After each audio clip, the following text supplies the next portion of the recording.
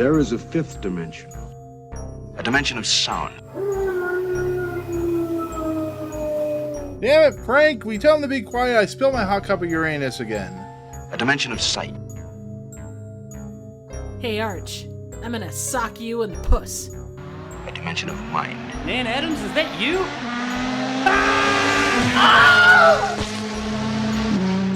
Next stop, the Twilight Zone. God, appreciate Nick, it. you need to be quiet. We'll be Mike, talking. so we can get on with this Yeah. episode, Nick. I know. Hey, Nick. Gosh, Jacob, why do you let me talk so much? Gosh. Hey, We've Nick, talked for like Nick, 45. I don't know. Nick, it's- Nick, Nick, Nick, How Nick, long? Nick, Nick, 40 Nick, minutes? Nick, Nick, Nick, Nick, Nick, I mean, I Nick, talk Nick, so Nick, Nick. much, you know.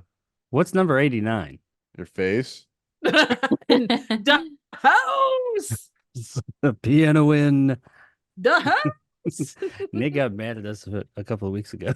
Yeah. We wouldn't Yeah, Why let am I you not guys wouldn't let surprised me, he like, got mad at continue. you? Oh my god. Every time he says something, we go, piano in the house. It was because I wanted to go to Oh sleep at my some. I think I was tired God. that day. I wanted to go to sleep at some point. I don't blame Anyways, you. You know what this reminds me of? the Us house. having to Piano in. constantly... The house! There's legitimately a piano in this house. Yeah, you're right. There Good is a job. piano in this It's a miniature house. harpsichord. Let's talk about it. It's a harpsichord, though. It's not a piano. Oh, It's a Travis, harpsichord whatever in- we think it is. Is It there doesn't. even It a has. harpsichord? Is there truly a in. different? Does it say that It's on a- the Wikipedia page? It's a harpsichord in... The house. I think there's a different... Well, the harpsichord kind of precursed the piano. Oh no, wasn't she playing the piano? I don't remember a I harpsichord. thought it was a being in here. piano. Was it? Like a It sounded like a harpsichord. Yeah. harpsichord. Is that Like, like a Jew harp? no, am I thinking of a harp? Like the thing that, like, you know, you play. You're string thinking of a along. No, harp. a harpsichord is a keyboard instrument in which the strings are plucked rather than hit with a hammer. Oh, okay. But it's like it Oh, I almost mean, it looks could like be. an organ. Like it has like two layers of keys, Yeah, that's true too. I think, I'm not sure. but I don't. I think Yeah, it's I'm just a sorry. I piano. mistook what you were. I thought it was a harp. That's okay.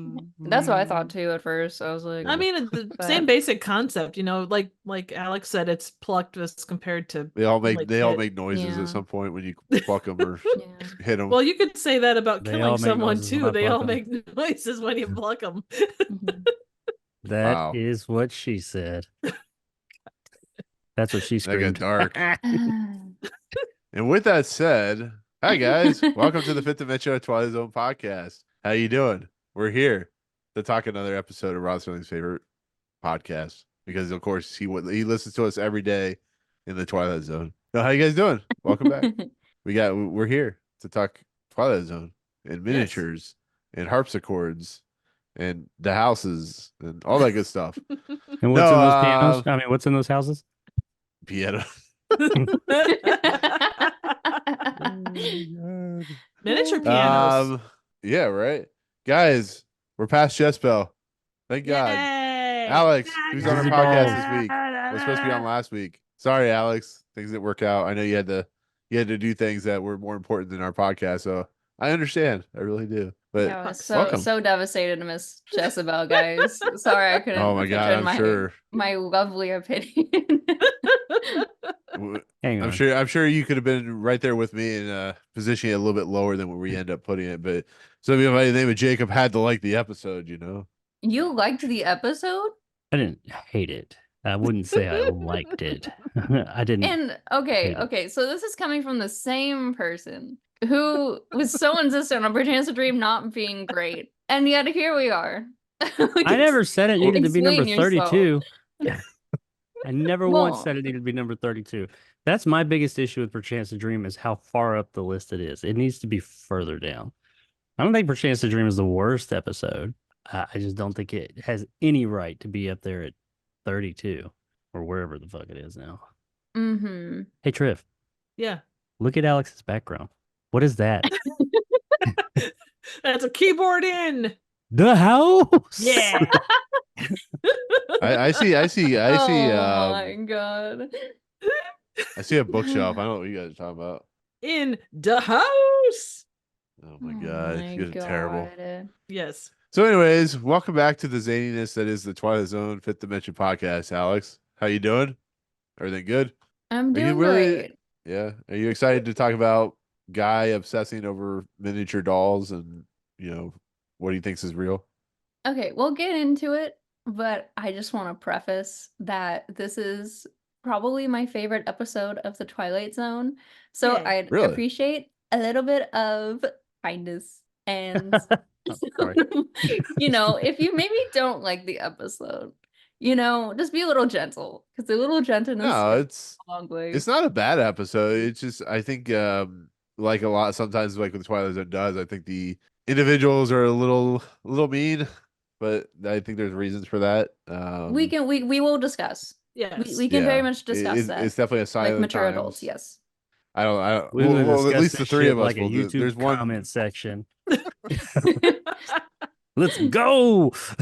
Right. But before we begin, the episode, of course, is season 4, episode 8, which is called Miniature, directed by Walter Grauman, written by Charles Beaumont. This is an episode that stars the well-known, famous actor that is Robert Duvall and Pert Kelton, Barbara Radley. Barry, Boo Radley. Boo Radley. Come William on, man. Windom. What? Come on. I don't know what you're saying. You just like Oh, randomly just put in there pick one. Boo Radley. Oh my god. I'm just so confused right now. I'm just kidding. But no, you Okay. said Boo Radley. I'm like, why are you quoting To Kill a Mockingbird? William Windom, John 'Cause he McLiam, was or Boo McLiam, Radley. Barney Phillips. So, anyways, yeah. So this is an episode. Once again, I think we're officially close to being halfway through season 4 already. Only 8 episodes in, and yeah, Miniature. So Miniature is a story that was written by Charles Beaumont. I think it's like his let's say his like 3rd episode this season already or something like that. Looking right. Something like that. His name's come up a lot. Yeah. Yeah. He's a guy that I'm assuming Rod Serling was good friends with, and he's an interesting writer. I'll give him that. Trying to think what he's written, how many episodes he write. He wrote a fair amount over the course of the series. Yeah, his name shows up Yeah. a lot. Yeah. Next Him keep and getting mixed Matheson. up with personal Rich. friend Charles Beaumont brings us. Yeah, I think I keep getting mixed up with Richard Matheson for some reason, but yeah, he wrote. He did. Him too. Yeah. Mhm. Let's see. You know what Charles Yeah. Beaumont probably kept in his house? Are you What? really gonna keep doing Let me this? guess. But piano? anyways, Yeah. In his House or apartment or condo, or seaside shack. log cabin. Efficiency. so Alex, Yes, Nick. no, so let them get that out of the way. So Dorm Miniature, you said room. is your Jesus Christ. So Miniature, you said is your favorite episode, right? What makes it like what is it about it that makes it like your favorite episode? Like, is it the story? Is it the characters? Like, what overall? What is it? Why is it this episode of all others? Well, I mean, we're at the very beginning of this lovely conversation, so Yeah. I'll leave some of my thoughts for later. But I'd say like probably the reason why Miniature is personally my favorite episode is just because I don't know what it is, but every time I've watched it, it just kind of makes me feel quite emotional. It's just kind of one of those like episodes from just kind of any television series I've watched where it's just like anytime I watch it, it just like deeply resonates with me in some way, which I can definitely get into later. But I definitely found some connections with how Charlie was attempting to try to be acclimated and belong in the world around him and kind of like juxtapose it almost to my life in a way. So I always found kind of his art to be quite relatable and how I at least sort of retrospect on my life. But I'd say that's probably why it's become one that has always been very memorable to me. I remember too when I watched The Twilight Zone in full, I went across like 2 different streaming services. For like I went through like Netflix and Hulu. I mean now it's just on Paramount Plus, but this was like a few years back. But I remember like I seeked it out season 4 on Hulu and I was like really not expecting anything. Like I knew those were kind of like the last batch of episodes that I was watching from the series. And I really, if I'm being honest, like wasn't really expecting any true standouts to come out of season 4. Like I was hoping to at least have maybe like 1 or 2 episodes that I really liked. Just because for my original series, like August in the Twilight Zone that I made over COVID, it just ended up being something where I just wanted to do a month long. So I knew how to fill it. But like this episode immediately, like upon watching it, like I kind of like broke down in tears about, because I was just like, holy shit, like that like really hit deep, you know. Well, that's I think part of it was also COVID, but I think I don't know. Yeah. But I'd say like it's always kind of like stuck with me. Like I think anytime I think of like my top 5 or like top 7 episodes, like Miniature just immediately is up there for me. Like I think about this episode all the time. well, So that's Yes, the and thing say that something I bad about it now, Nick. well, no, I actually, ironically, I don't like some of the choices. I get why Rod Serling made the choices of some of the characters, Mhm. but it's so infuriating. I guess it's more my infuriation of how the '60s treated certain people, because Right. you watch this episode, and you know it's going for one thing. I really appreciate what Rod Serling did is he went for really hard subject matter when it came to like how he developed his character, at least like when he was working with, like, I'm sure he worked with Charles Beaumont, but this episode deals with, you know, as Tripp pointed out to me, which I didn't even think about, it deals with like a specific thing that they weren't willing to, that they don't know a lot about, which you Mhm. brought up. It deals with like autism and stuff like that a little bit, I heard. More on the lines of like neurodivergence, I would Yeah, say. yeah, Not necessarily like I would say more of like it kind of comes across as more disability coded, at least to me. And I know right. oftentimes for others who are autistic, I'm personally autistic, or for those with disabilities, oftentimes if we don't see much representation of Yeah, us in media, we often try to connect to like other characters in some way and try to tie in different like symptoms or kind of anecdotal qualities from characters or storylines that we can connect to, sort of thing. So like I kind of yeah, found that through Miniature, but I know it's very different for other people. But I've also heard of recently I heard about how I'm not the only one kind of with that sort of viewpoint, which was very validating, to Nice. kind of not be, I guess, sort of isolated in that kind of viewpoint of Charlie as a character. But yeah, I know it's different for everybody as far as like who resonates with what kind of thing. say it's kind of, I don't know if the best word to put is revolutionary, but it's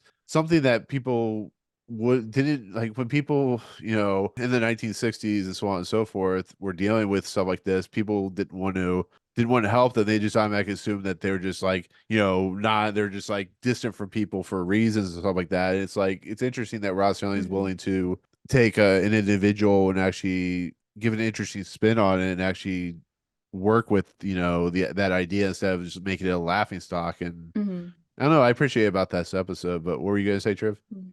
I was just gonna say that, like, you know, like Alex was saying, you resonate with certain characters and such, and I do think, you know, anyone that just generally, I think you can look at Charlie and kind of be like, you know, he's outside the norm, you know, and especially, well, then and now, that that drive to be normal and that push to be a certain way, and they even kind of talk about it, and whether it's done right or wrong with the doctor. I mean, he kind of says, you know, 99% of people were wearing socks and to bed, and you were that 1% that didn't, yeah, you'd be considered not normal. So, you know, they talk about that kind of stuff, and it's in a time and place. Like I say, I think it's done now, but not quite in the same way. But, you know, there is that, you know, you're not normal, get the hell out, you know. Mhm. So, but it's understandable that it resonates. That's really cool. Yeah, I would say too, just for like the time period as well. I mean, there definitely was just a lot of, maybe not like entirely intentional, but I think there was just a lot of ignorance surrounding disability. But I'd also say like there just was also discrimination in a way where, I mean, this was before kind of the Disability Act that um came to be in like 1975. There's like a whole backstory to that as well, but it's like disability rights weren't something that necessarily were, I guess, sort of a prevalent thing. Mhm. And how they treat, I guess, sort of him being different, quote unquote, in the episode is not something that I guess I was like personally surprised about when I first watched it, because I've known of kind of people treating those who are different in that way and not always being as accepting and aware. And to an extent, I do feel like nowadays, um, there are individuals who, unfortunately, just may remain ignorant and not always be as accepting or aware or try to make comparisons or even be competitive about who's more disabled or less disabled or whatever even that means, honestly. But I don't know. It's a whole like conversation that could I guess unfold, so to say, from this episode, but even from media and just how, disabled people in real life are treated. But as far as like how in the episode they do kind of treat him like or Charlie being placed in a mental institution as a result of him being different and not belonging is definitely something that was unfortunately something that was a little more commonplace. And there weren't as many like support, like there wasn't as much support or resources arguably at the time. And also just wasn't a lot of insight and knowledge as opposed to now. Like I feel like there's a lot more happening to kind of progress towards like having more people be aware and accepting of not just like autism or um physical disabilities, but just like disabilities in general, whether they are visible or invisible. And I would say, like, with how sort of Charlie is, I guess, depicted, he definitely has something that's a little more invisible, but it becomes visible kind of as the episode goes on. But I don't know. That's kind of what I'd have to say about it. Um, but as far as like the institutionalization of disabled folks, it's definitely something that happened at the time, unfortunately. And to an extent, it does happen in a present day, maybe not necessarily in like an institution to that extent, but there are sort of similar institutions that do exist. So Right. Actually, interesting trivia. The doll, the woman who played the doll was actually married to Sidney Pollock. So Really? I find that interesting. Yeah, yeah. Sidney Well, that's Pollock, the cool. famous director. Yeah. But yeah, I appreciate that Rod Serling is willing to take on subjects like this because, sometimes we get Jezebel, sometimes we get this episode. And sometimes we get a piano in the dollhouse. And The sometimes we get House! the dollhouse. Yeah. but Jacob, what about Yes. you, sir? What did you think of this episode? And does season 4 continue your realization that we may have been wrong about saying season 4 was bad? Yes. But I think I guess my biggest takeaway, I liked the episode, but if I had to like pick one thing, just like a criticism of the gate, I would say there were a couple of times it seemed a little bit padded. I don't think it was Finally, somebody bad. agrees with me. I don't think it was bad padding though. I think they did well with the padding, knowing that hey, they had no choice. We have 50 minutes we have to fill. So I think they did a good job with that, but at the same time I could look at it and say this could be a much tighter, if it was a bit shorter, this could be a lot tighter. It could be tightened up, I feel like. And still get a lot of the same across. I don't necessarily now, I mean 24 minutes, I do wonder if maybe 24 minutes wouldn't be quite enough time to because I do feel like for this to work, you do have to connect with the character and understand his plight. And I don't know if 24 minutes would give you that amount of the right amount of time. Maybe, but I think 50 minutes was maybe a little bit long. Once again, I never hated it, but that was probably closer to the probably the beginning of the final third. But right before he went to the hospital, it did start to kind of like I was like, all right, where are we going with this? Um, but just for a few minutes. I do agree with something. I strongly agree with something Alex said about like with the conversations that this could open up. And one of those conversations I super strongly agree with. I don't know how much of that conversation this episode would open up is kind of like the who's sicker. Not sicker. Sicker's not a good way to put it, but who's got the bigger disability or who's more disabled. I think we see Yeah, that it's a going into lot. like freaks territory. Like We see that a lot in our society now, and I hate to see that because I know quite a few people that are have different afflictions, and I'm sure I have my own, and everybody does. And when other people that don't necessarily have that, but they just want to have something wrong with them, like that's like a big thing in our culture now of like, I've got more wrong with me than you. Like back in like the 70s and even the 80s, it was like how you were better than everybody else. Like, how much can you bench press? How much can you bench press? 250? I do 300. You know, that whole thing. Now it's like, how, broken are you? And I know that's kind of a harsh way of putting it, but you see that a lot. And I've got a lot of kids, so I have a lot of exposure to young people in schools and just more exposure than some, I guess, and of all different ages. And I see that a lot with teenagers of like, well, I've got this disability, I've got that one. It's like everybody's looking for like a sympathy card or something. And I think that that sucks because that really takes away from the people that actually are dealing with these situations and these things. And to have these other people just kind of like throw it out there like it's no thing.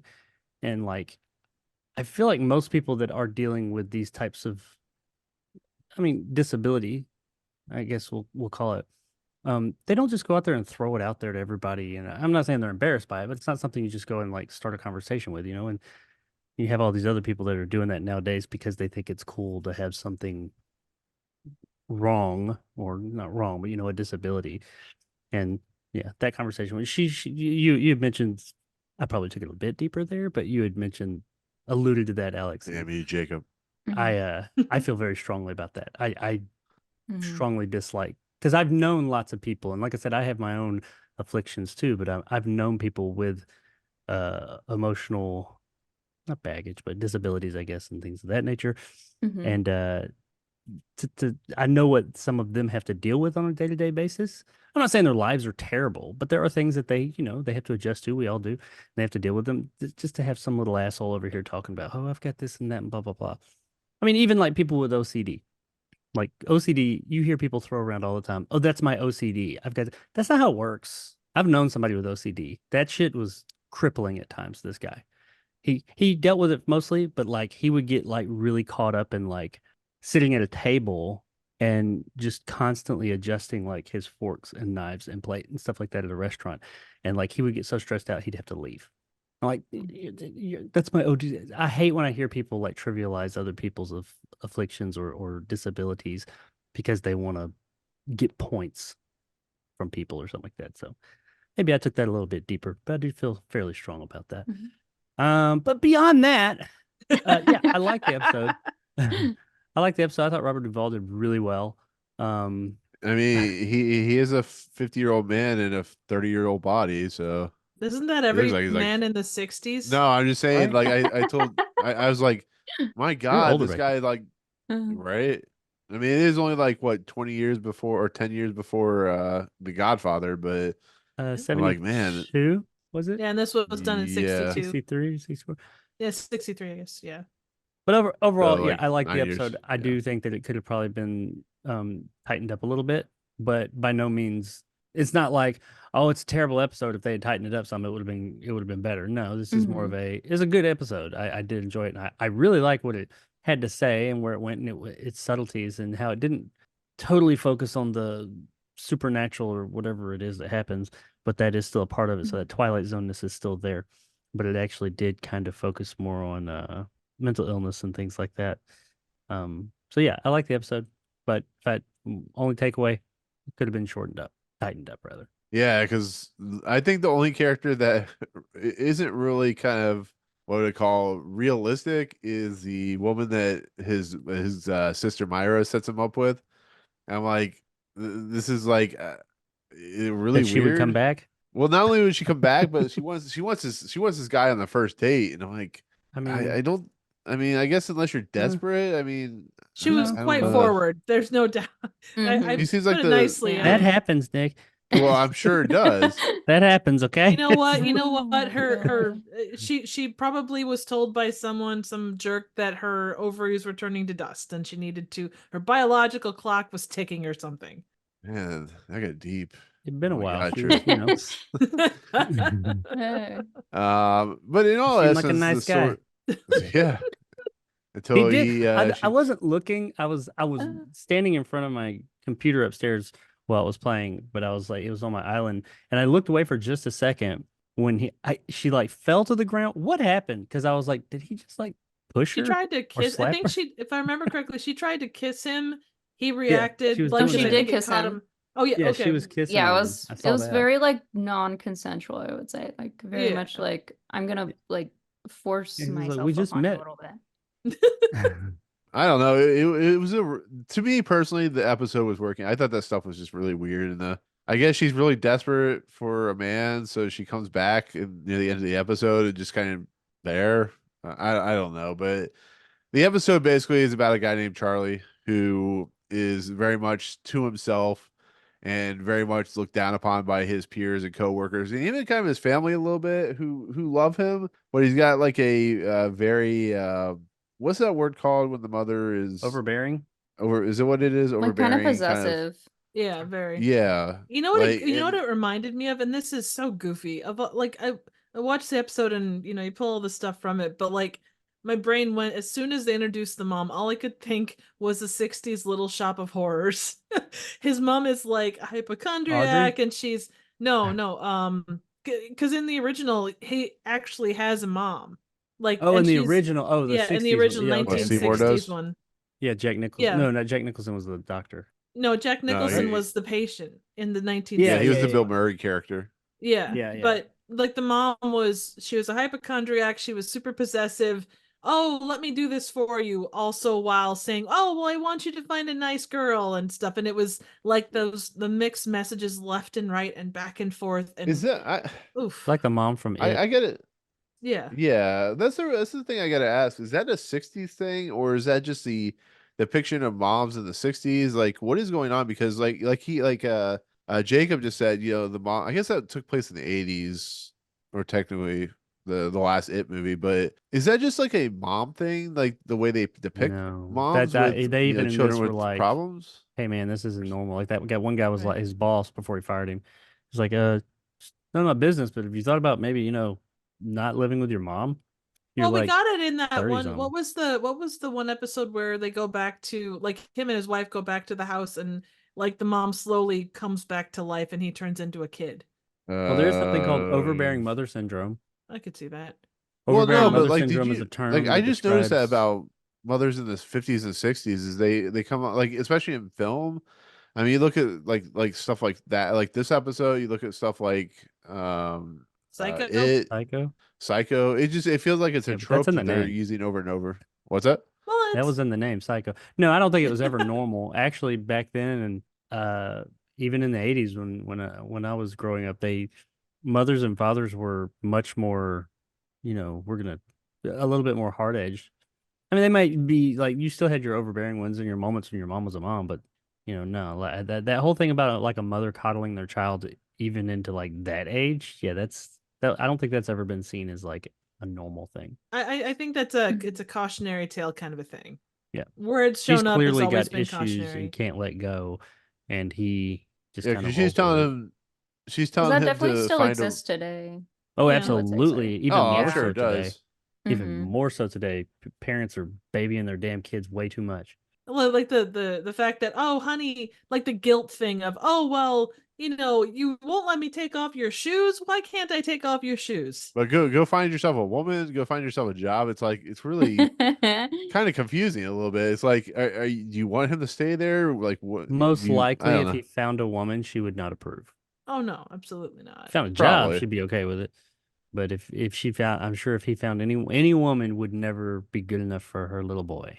It's one of those kind of things. But he needs to get out there and find a woman. Yeah, None of them gonna be but good yeah, enough. never good enough. Yeah. But Well, this is a guy who, once again, he's very he shows signs of like being really kind of to himself, and everybody makes fun of him, and he finds himself going to the museum a lot. And I can't remember what part, I forgot to write it down, but I can't remember what part of the museum he tries to go to, but Cafeteria. it's closed. yeah. Is it the cafeteria? Yeah, I Yeah. think he goes to the Because cafeteria they were every on day. they were on their lunch break.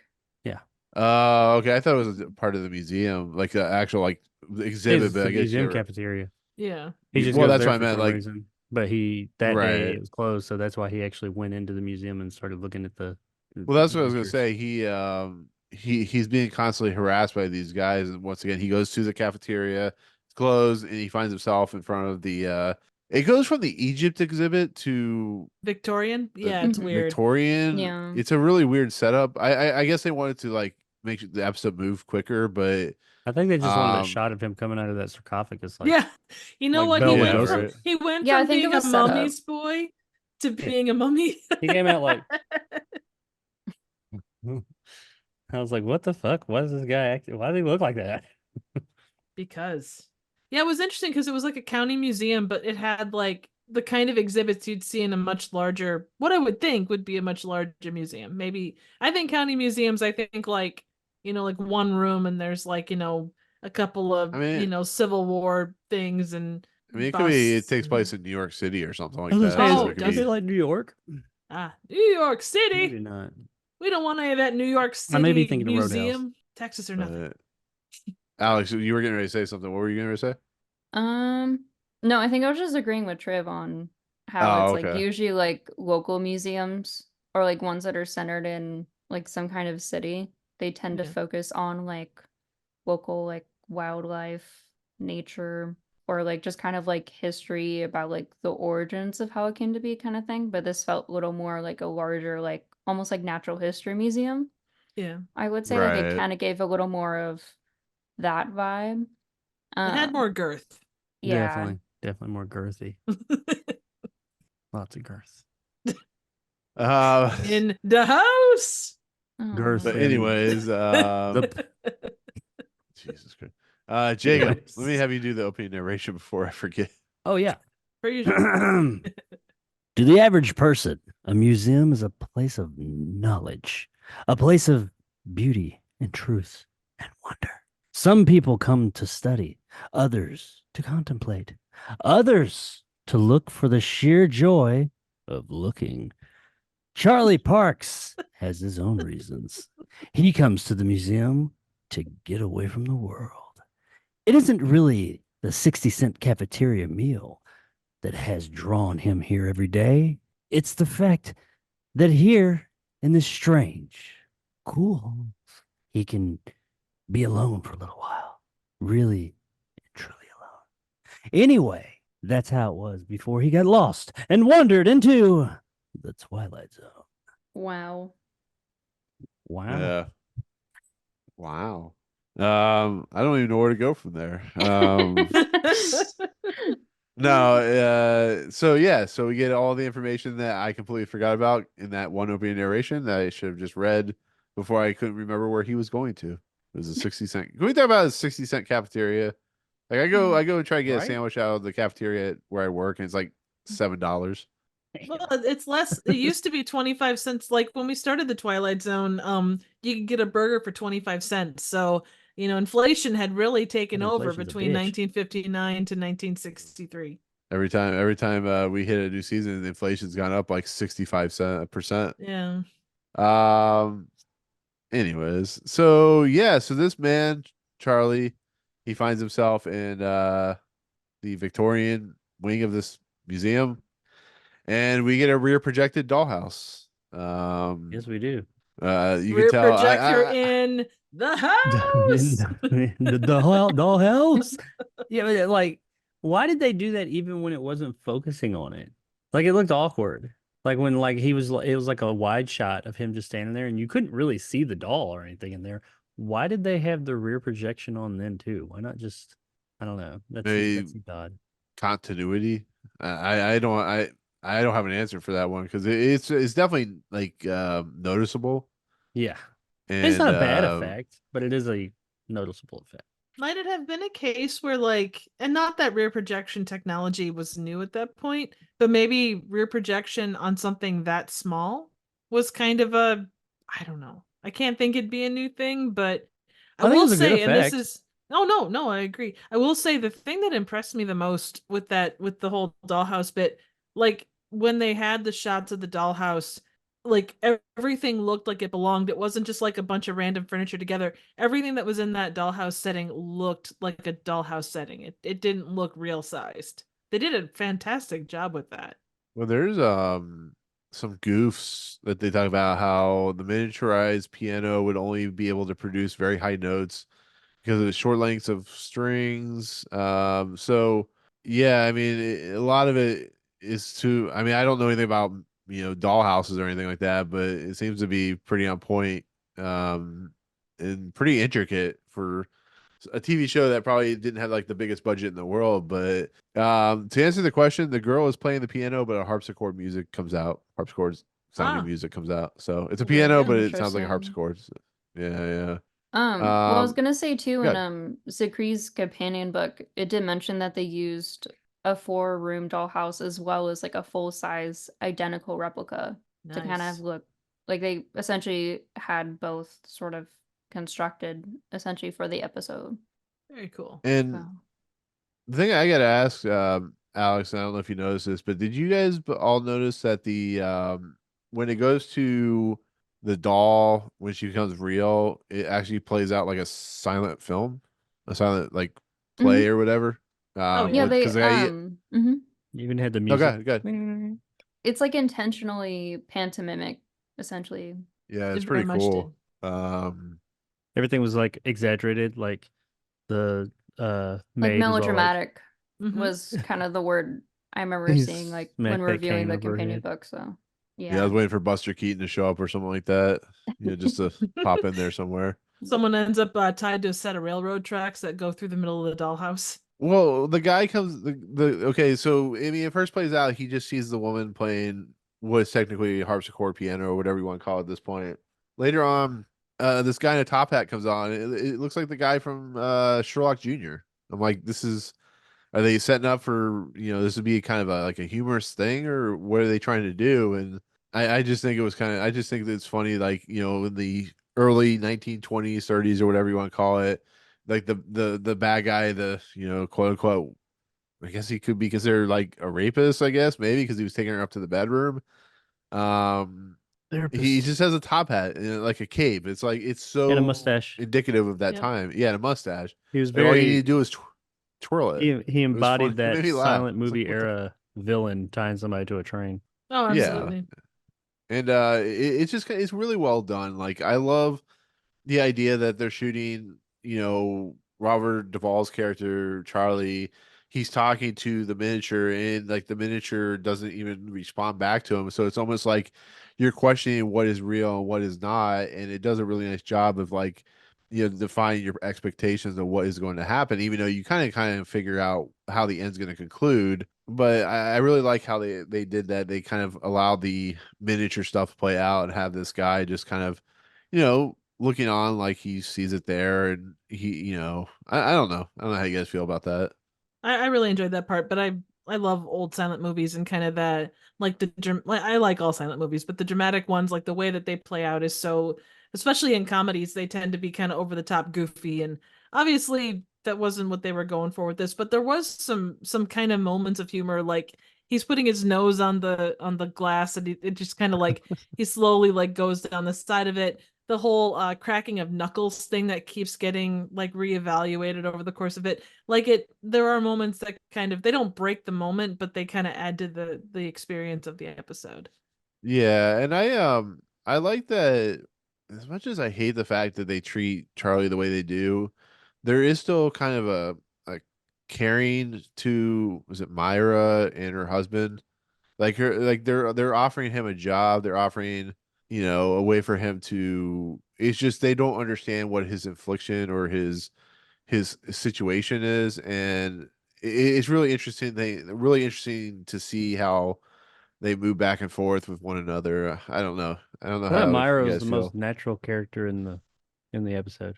She came outside across of as the her most Mhm. natural outside of person. her trying to set up her brother with Harriet, like the experience of the two of them, for her to know her brother and then to know Harriet and then to put the two of them together, I mean, it's classic matchmaker. It probably happened a lot, but it's like, did you give any thought to these two?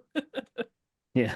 I mean, like when the mom says something, I don't even remember what it was. He said something, and she just at the kitchen table. She's like, "Yeah," but she was Pass the like the butter. most believable character out of everybody. Like who didn't seem like theatrical.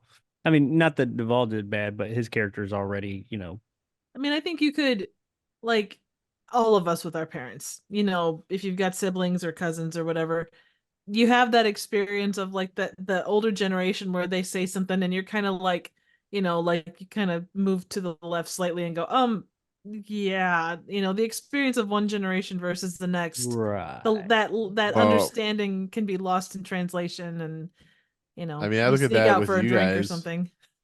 With you guys are like the older generation of this podcast. So You're I just 84 step years aside. old. I don't know what you're talking about.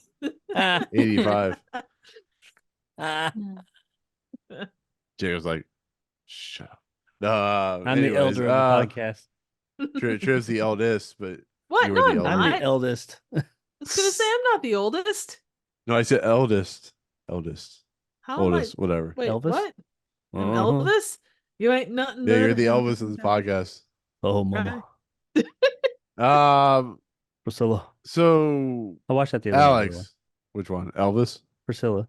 He's like you like watch some of those random movies. You're like, I watched My wife loves Roadhouse Elvis. and Priscilla's. So she saw Priscilla and she's like, I want to watch that. So we watched it.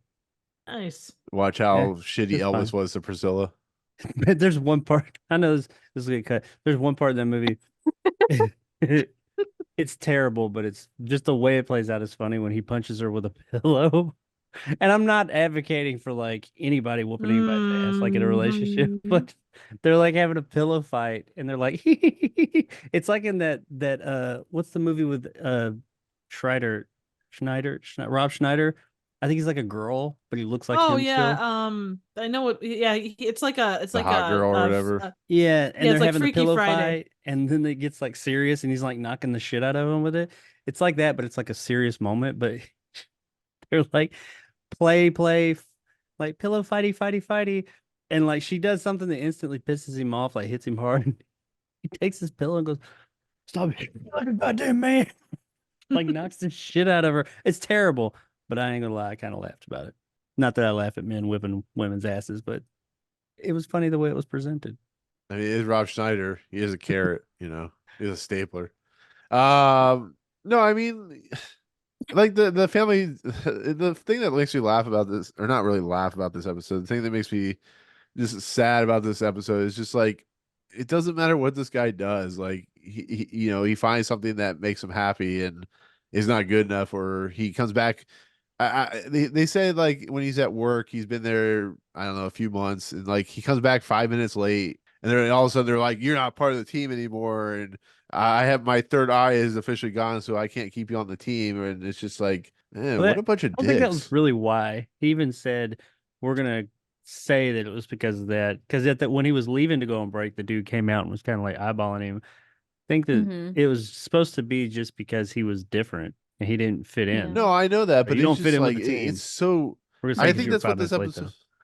Right, I think that's what this episode's going for, and I think it's Yeah. going for the frustration of like a guy just because he is different than everyone else, that he is automatically just a loser loner person. It's just like it's so frustrating. I don't know. It's like I want to hate these people, but I understand the 60s were way different, so I don't know. Yes. And I do think that they do a good job of showing like how just because he is a bit different and how he's mistreated, or at least, not given the same opportunities as everybody else. He is seeing fucking dolls move around and talking to him. So I kind of the get why Twilight they Zone. said, hey, maybe he needs some mental help, because he was falling in love with wooden dolls. That's a little out there. I mean, as we find in the end, for whatever reason, I guess it was real, but I kind of get why everybody to that end was like, I think you need to get some help, because he's like freaking out and breaking shit and all that, trying to get a wooden doll, saying he was trying to take her to the bedroom. And they're like, dude, what are you talking about? He's gonna kiss her all night. I mean, just Yeah, I don't know, Alex. I don't think like, that what they do you sent think him to the mental institution because of his actual affliction. I think it was because of this thing that he was either seeing, or he saw the Twilight Zone. Nobody else could. Maybe he's gonna go hang out with Jack Nicholson or something. I don't know. Now, I do think that maybe okay, they sent him to this mental institution because he saw this and he broke the thing. It's probably a pretty good trigger for that.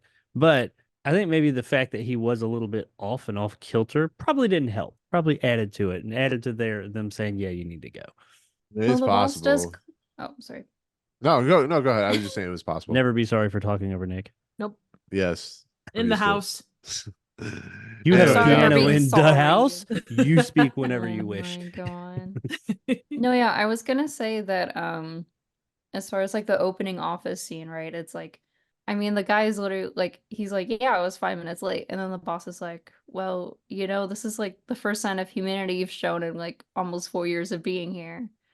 I've always kind of considered you like a square peg sort of deal. So like, So I mean. think that, Yeah. I know, So it's, fucking mean.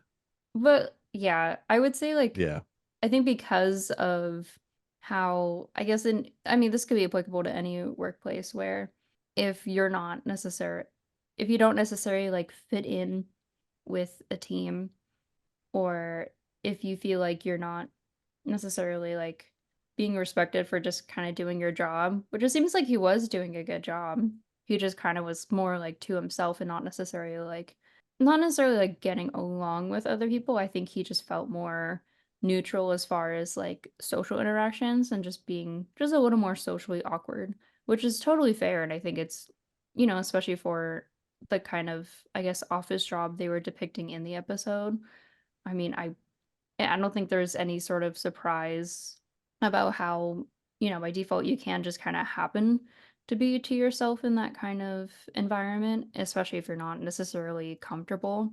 I mean, even the guys were sort of like in the very beginning, like when they were going on their lunch break, were sort of, I guess, like harassing him, I would say, just about him like taking an additional minute just to finish whatever he was doing, which is which is not necessarily like this big like, oh, look at him like still working on his lunch kind of thing. But I think it was just more of like them just trying to be like, yeah, we don't really like this guy, probably. And I think that more was like a in unison sort of feeling, unfortunately, which can happen.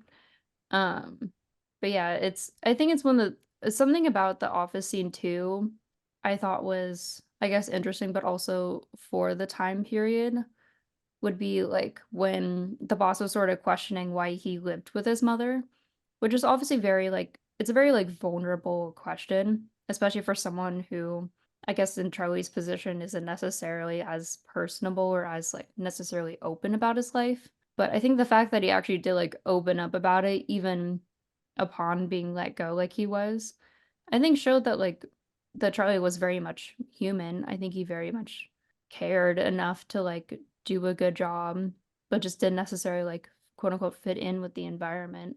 But that also was something that, he wasn't even necessarily like obligated to even say as honestly as he did. Um, but I guess one could respect that at the very least, or also just be even more frustrated for him because he did end up like showing that he can open up. It's just, but it just felt like he was able to do so more comfortably around the boss versus around his other colleagues who, when he goes into the office, were just kind of staring at him going in, knowing that he was going to be let go. Well, I My- kind of I think it's a matter wonder. of trust in that case with My- the boss. My question is, Mhm. okay, so he didn't fit in with the team, all that, whatever. Who the fuck hired him? I mean, when they talked to him, I don't feel like he hid that. I mean, during the interview process, somebody had to have been like, Jacob. "This guy's a little different." I've gone through many interviews myself being interviewed. I think the one thing I know is I'm different when I get interviewed than when I actually am working. I don't think So I'm he would have assuming been. I don't know. I think that one, it's interesting as Alex brought up that it's been 4 years. But Yeah. the question I have is, okay, so Charles Beaumont wrote the script, and I'm sure he worked with Rod Serling on this. Was this a character that they put in there to highlight the problem that was going on in the 60s and the 70s and all that with individuals who were considered quote unquote different, or did he know someone? I mean, that's the one thing I always interested about with these stories is like what possesses a person like Charles Beaumont to put somebody in here? Is it something like that makes the story unique and interesting, or is it something as a fallback character? We look at it today and we find it something, as Alex says, one of her favorite episodes because she can relate to it and stuff like that. But I'm always curious about why they, for instance, chose this particular style of character instead of somebody who was just, I don't know what the word is, but it always fascinates me in how they decide on who to put where and whatnot. Well, I know with when the boss said that he hired Charlie, which that's the Martian from Will the Real Martian Please Stand Up? He's Yeah. Yeah, you missing missed my his third eye joke. Yeah, that's sorry. Yeah. Um but he even said that when he hired him, he had a good work ethic, or he could do the job, or he was qualified for the job, and Like he was bright or something like that. yeah. So he had the qualifications to be hired, but yeah, I think with Charles Beaumont, I mean, people write what they know. So I would assume that there was someone that he wanted to not highlight in a bad way, but just like bring something to light. Like, and it does make for an interesting story because it forces you to outside your comfort zone to look and see, a perspective other than your own. I think it's possible too that the boss had this mindset of maybe seeing how closed off Charlie was, and more so kind of looked at him as like, oh, I can change him. Like I can make him more sociable. Like I can make him, truly be like a part of the team. Like I think I can do a good job with this, but it doesn't really seem like he necessarily like a necessarily valued Charlie enough to like want to keep him around. But I think on top of that, I think also he just didn't necessarily like put in the effort to have him even be comfortable, or possibly to even check it with him to like kind of see like, oh, there's an area of opportunity where like, oh, you can socialize, or I can try to like open you up if you feel comfortable doing that. But it just seems like one of those things where it's like the 60s, and it's like, well, we just don't like your vibe, so we're just gonna like have you work elsewhere, I think, kind of thing. Like I think it's just more of that sort of consensus here. um but yeah, I definitely do agree with Triv though, as far as he's kind of, you write what you know.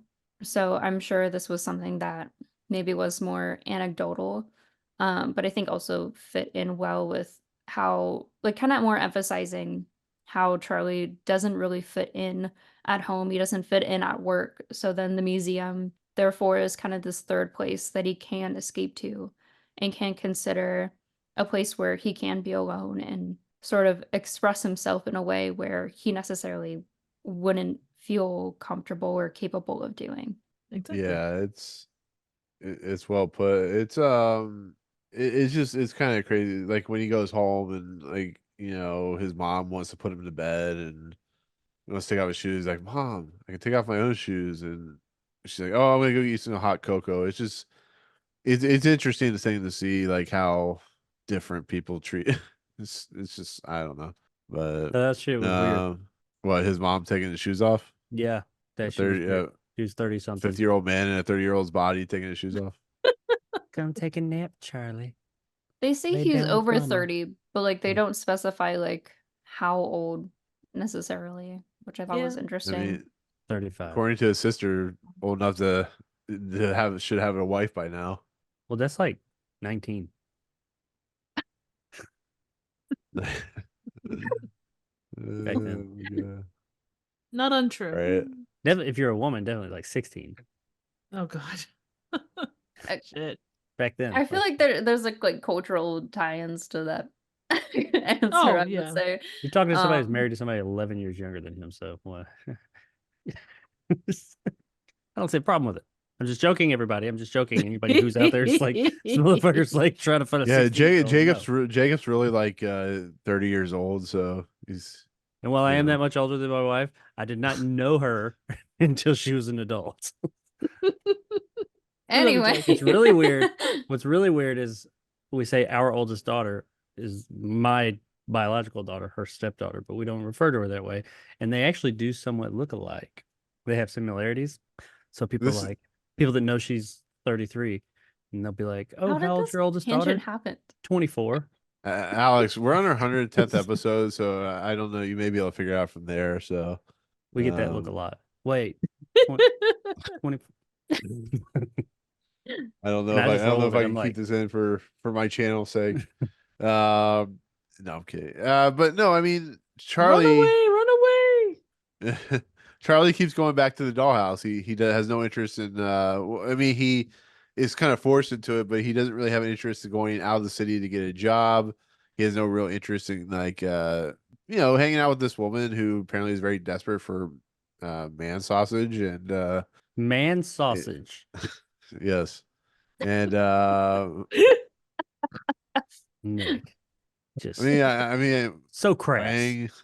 I try. I try to be crass on my channel, but I can't do it. So So crass. Just have some class. I wanted shall to Have not. some dig. crass. Oh, shit. Have some crass. Um, Yeah. Yes. That should be our Have some- tagline. Crass, That's Have gas, some crass. or gas. Nobody rides for free. have some crass in your zone. It's interesting. I'm looking at the Wikipedia page because Wikipedia is always the right thing to look at, and it actually says in the plot, Charlie gradually falls in love with the figure, the doll, a woman who's in an abusive relationship with a male figure in the dollhouse. First we're dealing with a situation where people in the 60s aren't willing to go deeper to someone who is different than them, and then we're dealing with abusive relationship, which could point to the guy almost raping her. This is a very dark episode in a lot of respects, a very deep episode when you kind of boil the nuts and bolts down to it. I don't know what you guys think about that, because it deals with He may have just been psychiatry. taking her to the bedroom because she didn't feel good and she fainted. And he was taking her to lay her down. He may have been a Uh-huh. perfect After he gentleman. knocked her out. I'm She going to say fainted. that He didn't knock her out. He knocked the maid out. I'm going to say that She's they're just a taking help. a lot of inspiration from dramas of the 20s. Like that's Mm-hmm. what you can associate. You can you can assign to it what you want, but you also have to. I think for the time, yes, his intentions were not the most righteous, but I think that he wouldn't, because it's probably a the Victorian era. He's not gonna be True. doing the thing. Have you not You're seen a little assigning- episode called Nightmare as a Child? True. I Come on. have, but we also Come on. assign certain things to that too. So, but this is I would say not that it's right by any stretch, but I'm assigning like a 20s melodramatic thing to this, because that's kind of what the rest of it is. I mean, we don't know what's going on with this guy. We need to see his perspective. We need to take everything into account here. We don't He's know. We don't basically know Yes. the Snidely backstory. Whiplash. I mean, that is his character. I did think it was kind of funny how All hail the Deer King So stupid. in the house. I don't know what a deer sounds are you like. Black Phillip? Are you White Phillip? All of a sudden, the brains fall out of the deer head and onto your head. Is there anything in there? No, probably not. Oh my god. Do not blow into it. Is it like a conch? Probably. He's calling all the Like hooved some like animals Nordic of the woods. like You're techno techno Norseman. I'm like call like the riders of Rohan to Minas Tirith. Maybe someone was trying to protect you, a la Moses or something like that. and Ah. You took the thing out and put it on your head, the conch or whatever you call it.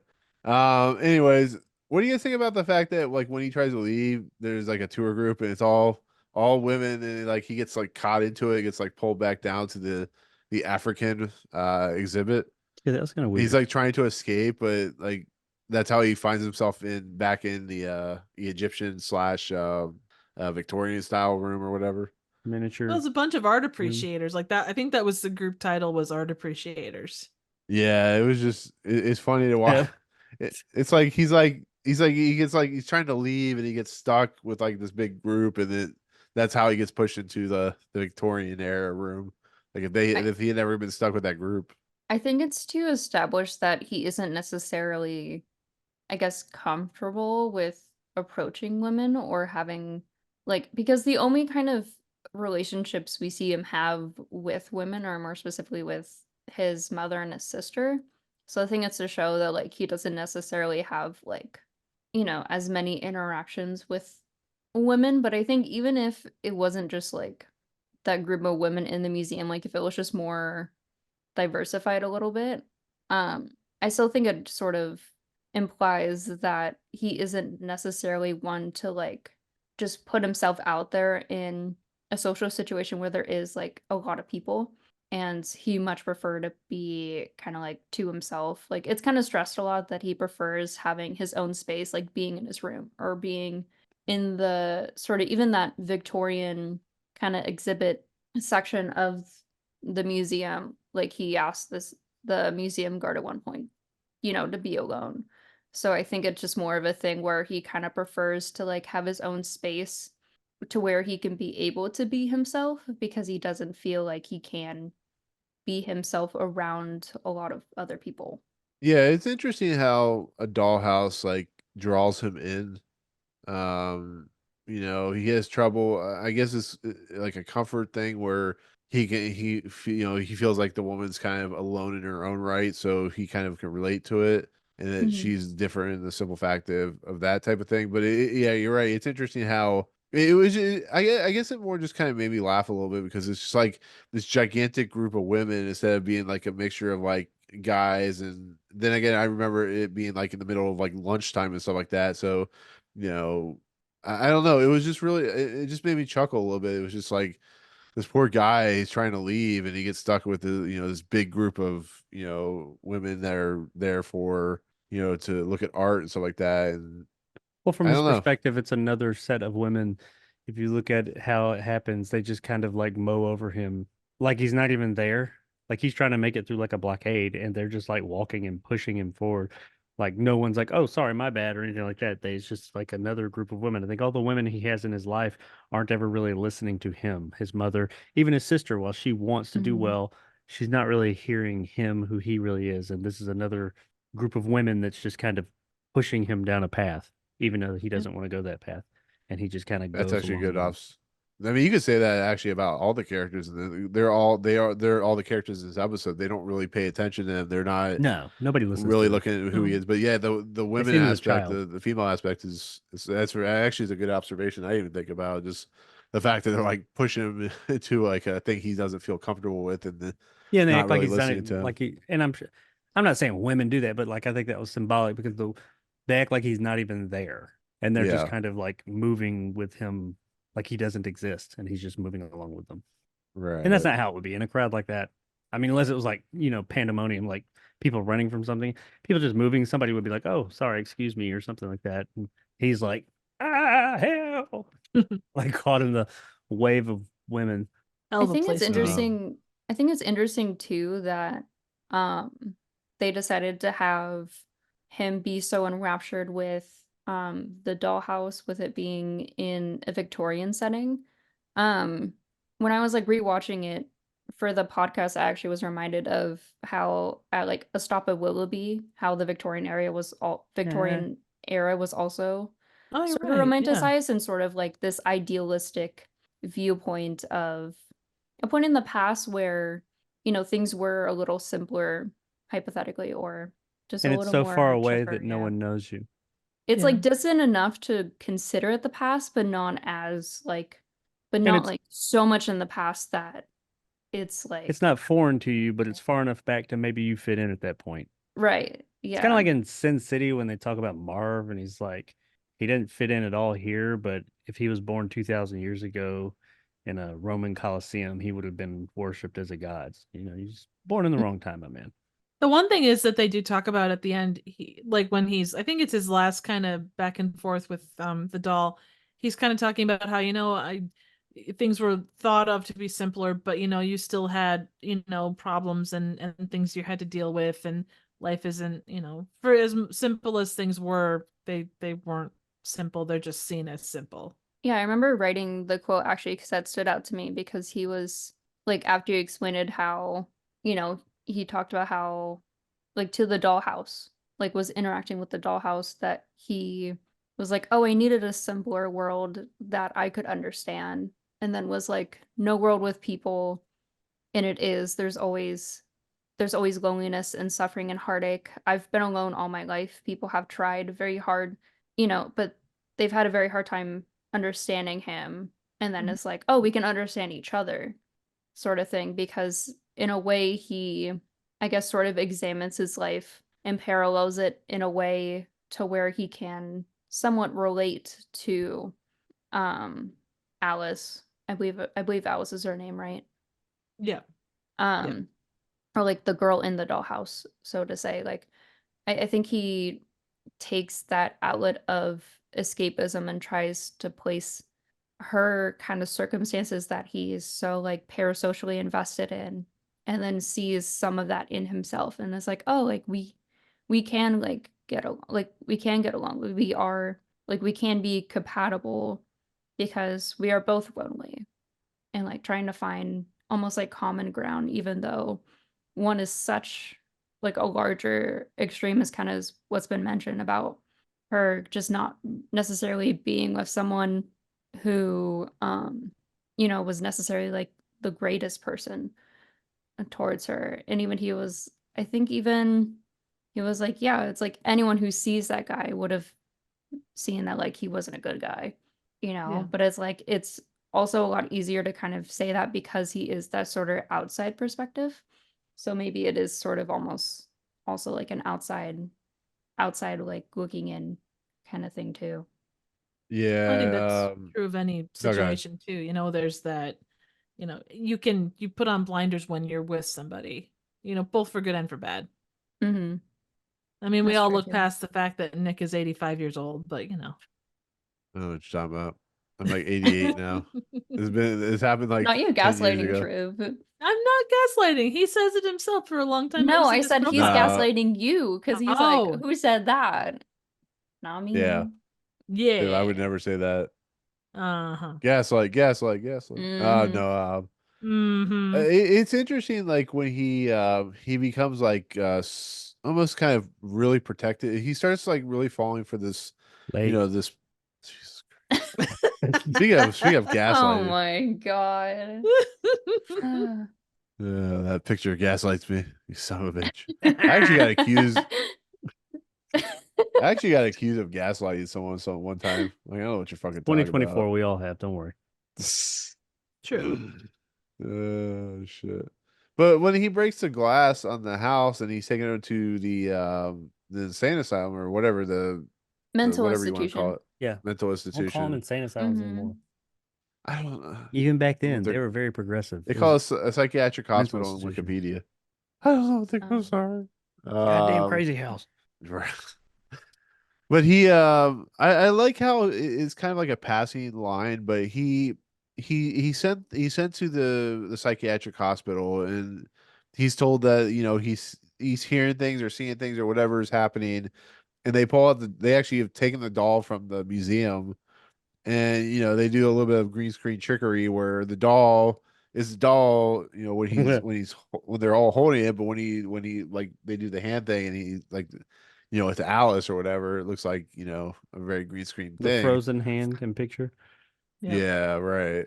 But when he finally goes home, now that he's quote unquote cured, and he does a passing line of like, yeah, they were going to give me shock therapy or shock treatment. Like, I love how that's just a passing line. It's just like, you could tell But that got his ass right. yeah. They're like, all right, buddy, we're gonna Well, do shock treatment. What doll? Nah, man, that shit was all fake. I didn't see shit. I mean, it's But sort he's of like using it how as in Over the Cuckoo's Nest, right?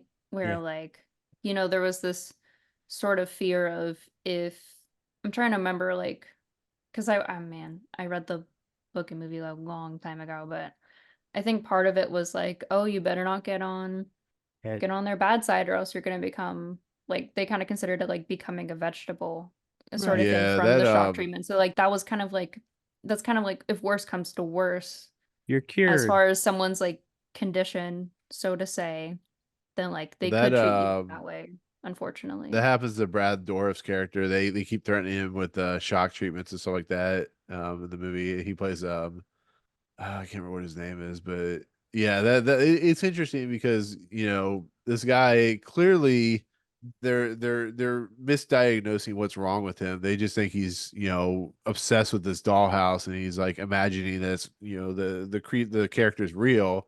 But in the end, it's like, oh, we're either gonna lobotomize you or we're gonna give you shock treatments. There's no other cure, no other profession. You look at like Shutter Island or One Flew Over the Cuckoo's Nest or Sucker Punch. yeah. I wasn't gonna say it, but thank you, Trey, for saying it for me. And I actually it really liked is. the doctor and how they presented all that. I thought that was very forward thinking for the time.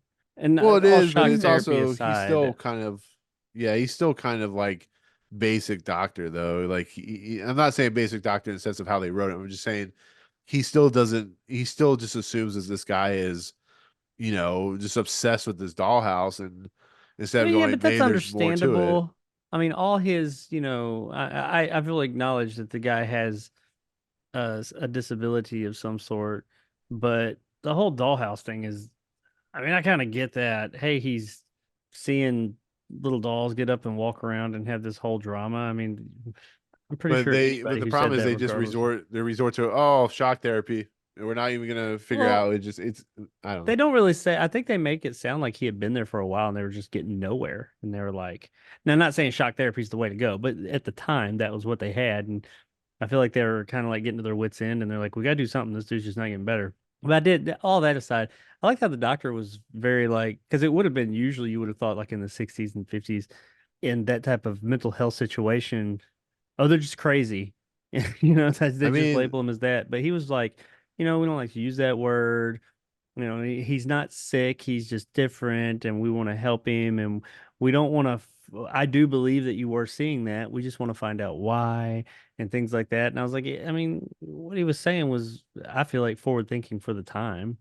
to be fairly honest, I mean, it is a good psychiatric hospital because they get to wear bathrobes, and I'm sure they have like spas and stuff like that. And I mean, Well, I can tell I you don't know.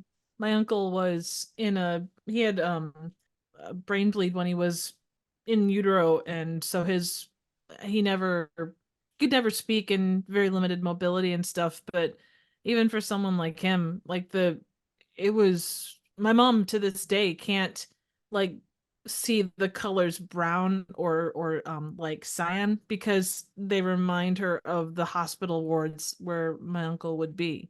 And this was, say 50s, 60s, 70s. So he got into a more house, a normal house setting, and things got much better for him. But like that setting was ingrained in my mom, so it takes a toll even on the people, related to the folks that went through all that. So I can't even imagine.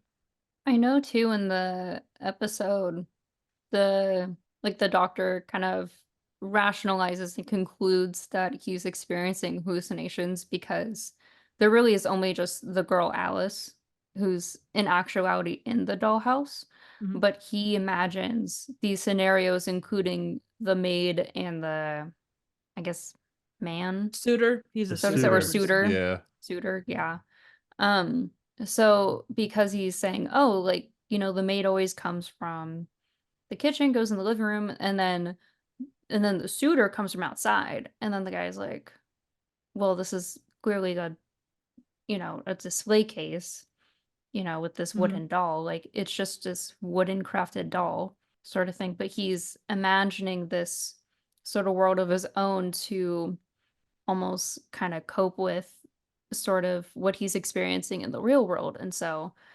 and he also sees, like, he mentions how he had like a serious breakdown because he just was so invested in this other world that wasn't his. And like I do agree too with how the doctor phrased like how meaningless it is to sort of speak about like something being normal. I thought was, I think that's where I'm assuming that's where like the forward thinking kind of came from. And I definitely agree with that too. Because even the doctor's like, yeah, we don't try to use that word normal. And then also says that, like, don't judge Charlie's emotional health by the degree to which he conforms to other people's standards. Where it's like, yeah, he's unique from other people, and how, he may look at this dollhouse or how he interacts with people or how he finds himself maybe achieving certain milestones in his life, but that doesn't mean he shouldn't be treated with respect or shouldn't be appreciated and valued as just any other person. I think it's just more of how, unfortunately, in the world, you almost have to you have to make your own accommodations to make the world work for you, because the world won't make those accommodations for you. Yeah. And that's sort of more the case, I guess, at least with how I was looking at it as far as like a personal anecdote goes. At least that's how I kind of see like where it's like, okay, like I have to try to find belonging. Like it's not like I'm gonna naturally kind of find my place, so to say. So yeah, I think that a lot of what the doctor was explaining about trying to find the why, I think, was very reasonable for the time, but also could be looked at too with that modern lens of, just trying to see Charlie out and trying to understand, like, where is this coming from? And like, is he actually doing okay? That's actually a good point too, because I love the fact that what you guys are saying about the doctor, which is something I didn't even think about. And then like when he's finally released, he's like, yes, I'm doing good. Down deep down inside that he's still going to go back to this dollhouse because they have to end it in a Twilight Zone kind of way. That the family just they act like okay, I guess everything's good, so we're just going to go back and you're going to have a wife and have a job, and we're not going to even we're not even going to think about the fact that they're that maybe he's doing this. It's almost like they're ignorant in a lot of respects. Maybe Mhm. I'm wrong about that, but that's what it I feels like. I would Go say ahead. that they saw him as quote healed or you know back to Well, normal no, I'm or just saying it might be like the ignorancy of Mhm. the time of the oh 60s no. and stuff like that, where Mhm. it kind of interesting to me about how they just kind of revert back to everything's like normal. Like he's, put in bed by his mother, and, they're going to bring over Harriet, who's now still, willing to accept him back, which is, I Yay! don't know. I would add one other thing I liked about the doctor was that he kind of pulls the thing on Myra's husband about him cracking his knuckles and what that means. Like that kind of further says, okay, you do this thing that is technically something that's part of you, but why do you do it? So they're kind of relating. I kind of took that as Charles Beaumont kind of writing in there, you do this thing every day you don't think about, but that's technically something that could be considered outside the norm. Yeah, it's interesting like how they were able to talk about this kind of stuff, because you can imagine like somebody going in the 60s watching this episode not even thinking about this kind of stuff and maybe understanding it a little bit more. I don't know. I'm kind of curious of what audiences would have thought about an episode like this back in the 60s. Like I if they did just think they were found going it to do like, more of the Knuckles thing. I thought that was going to come back around. That kind well, of they did. do it. Like, It did, but I Yeah. thought it was going Mhm. to come around differently in some way. But I actually like what they did with it, where it just was there, like you said, to illustrate that we all have our quirks. Your quirks are just more socially accepted than his. also Mhm. with Robert Duvall and that smile that he had when he got out of that was like he just that pained smile of wanting to make everybody Everything's okay, happy. man. Yeah, I He know. very I much was just masking, I oh, would say. huge. Yeah. Hugely so. But like Yeah, it's it's pretty obvious. it's so Mhm. pained, but it's such a well done moment. Like, and I know he's an actor, you can do that, but I was impressed. So Yeah, this is very interesting even for Robert Duvall, because he's known for being like the pretty serious of the of the characters he plays, like in Godfather, and was it, which one was he? The Kill a Apostle, something like Mockingbird. that. What's that? Gone in 60 seconds. Yeah, there where you he go. played. Yeah, I'd say this is a I pretty serious role for him too. I guess in comparison to like other Twilight Zone episodes that definitely lean towards being a little more lighthearted and comedic. Like I feel like there's right. kind of those there's those like comedic moments here and there, like with Buddy or like Myra's husband started doing the thing with his knuckles. Um It's it's actually kind of interesting how some of the bigger actors that came out of this series, like Robert Duvall and William Shatner, and was it Leonard Nimoy and I Dennis think George Hopper? Takei was yeah, George I Yeah, know Yeah. George yeah, Takei was an George. episode in season 5. Mhm. Yeah, like how more serious they're Burgess playing. Meredith. I guess William Shatner Mhm. maybe the more out there when it comes to like doing like more horror and stuff like that. But like they're playing like really serious characters and like more dramatic characters than what you may be used to. At this point, Burgess Meredith too, like he with the well, I Absolute mean, but Man. yeah, I mean, in essence, of like Robert Duvall and like Dennis Hopper, they're like compared to Burgess Meredith, they're like huge A-list actors, which I don't think Burgess Meredith was as A-list as these guys. Fair. But like Dennis Hopper, right after He this was film, Mickey. he went off to do what's that? He was Mickey. But that was after the Yeah. Twilight. That was like a decade out. Yeah. That was Yeah. like That was But, a while Dennis after Hopper- the Twilight Zone. Right. Dennis Hopper went off to do, drug-addled Easy Rider, like right after And this Space movie. Truckers. And Space Truckers, yes, thank you, Drew. And Do Super you know Mario that Brothers Burgess movie. Meredith's last acting credit was in a full motion video game? That's awesome. Was it really? Yeah. I read about that the other day.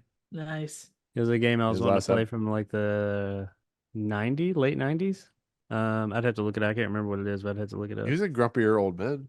That was 92 or 4 or something. The Great Battles of Civil War. That was TV. No, if I saw it, I'd know. Ripper? It's the one it's got Christopher Walken in it.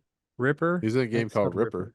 Yeah, Ripper. That's his last This is Paul Giamatti live and action Karen Allen. performance. It's got Christopher Walken in it. I know that, and a bunch of other big name actors. Karen Allen, yeah. Paul Giamatti.